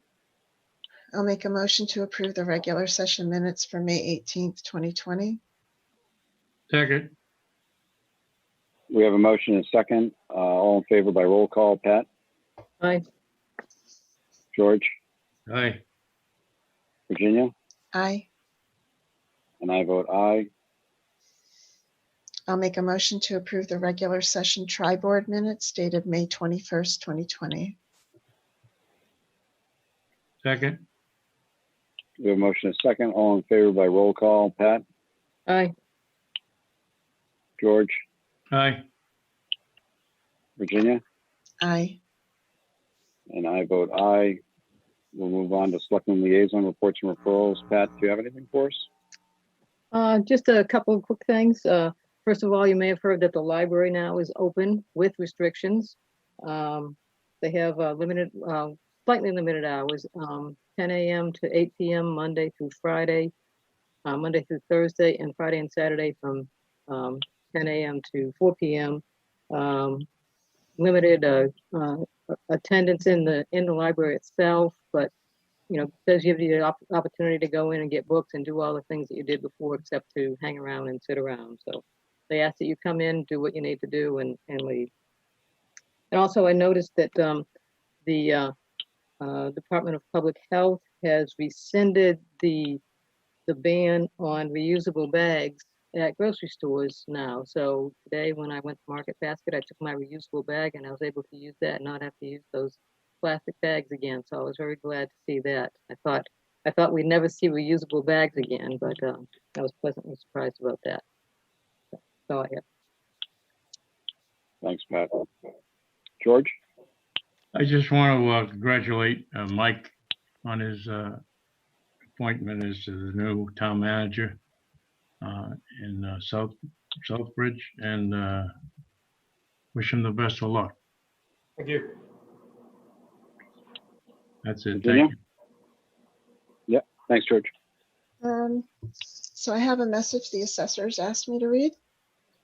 First quarter tax bills for fiscal year 2021 have been mailed. If you own and occupy a home in Chelmsford and you meet certain income limitation and age criteria, you may be eligible for one or more real estate tax personal exemptions. FY21 personal exemption applications may be filed starting July 1st, 2020, and must be received by the assessor's office no later than April 30th, 2021. In order to qualify, a taxpayer must have owned and occupied the property before July 1st, 2020, and must meet income and asset limitations specific for the exemption requested. Exemption categories include low income, surviving spouse, dependent minor child, personal disability, veterans disability, hardship, blind, community preservation, moderate income. Exemption amounts are credited to the taxpayer's account. For eligibility and filing information, please access the assessor's page on the town website at www.townofchelmsford.us, departments/assessors, or call the assessor's office at 978-250-5220. From the school committee, they just want the public to know that they have formed a number of committees and are including faculty, staff, and parents, and they have started meeting to discuss the reopening plans for the schools in the fall.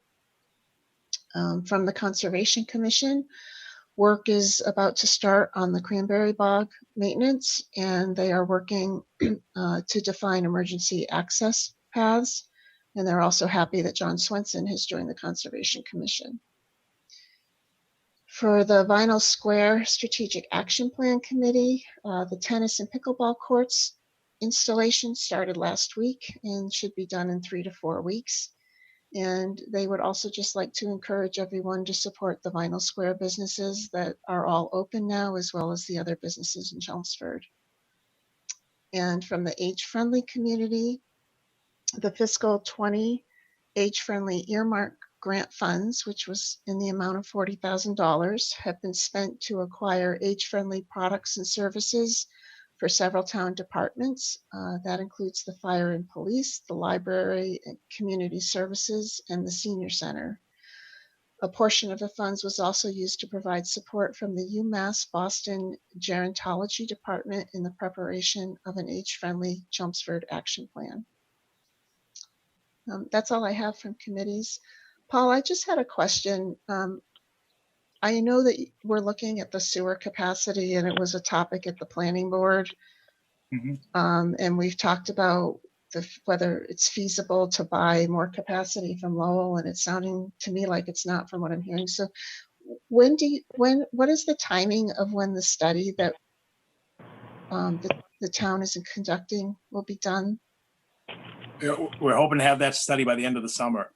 Okay. In Sampson. So is it not Well, I won't get into it because it's not on the agenda. I just wanted to know when we were going to get more definitive information. So the end of the summer. That's my guess. That's my understanding. Thank you. Good. All right, thank you, Virginia. I don't have anything. Mike, congratulations. It's a big move, and happy for you, and wish you the best of luck. It was great getting to know you over the last few years. Good luck and a bright future, hopefully, for you. With that, I would ask if there's any press questions, but I don't see any press on the line or in the meeting. And if, yeah, there's no press here. So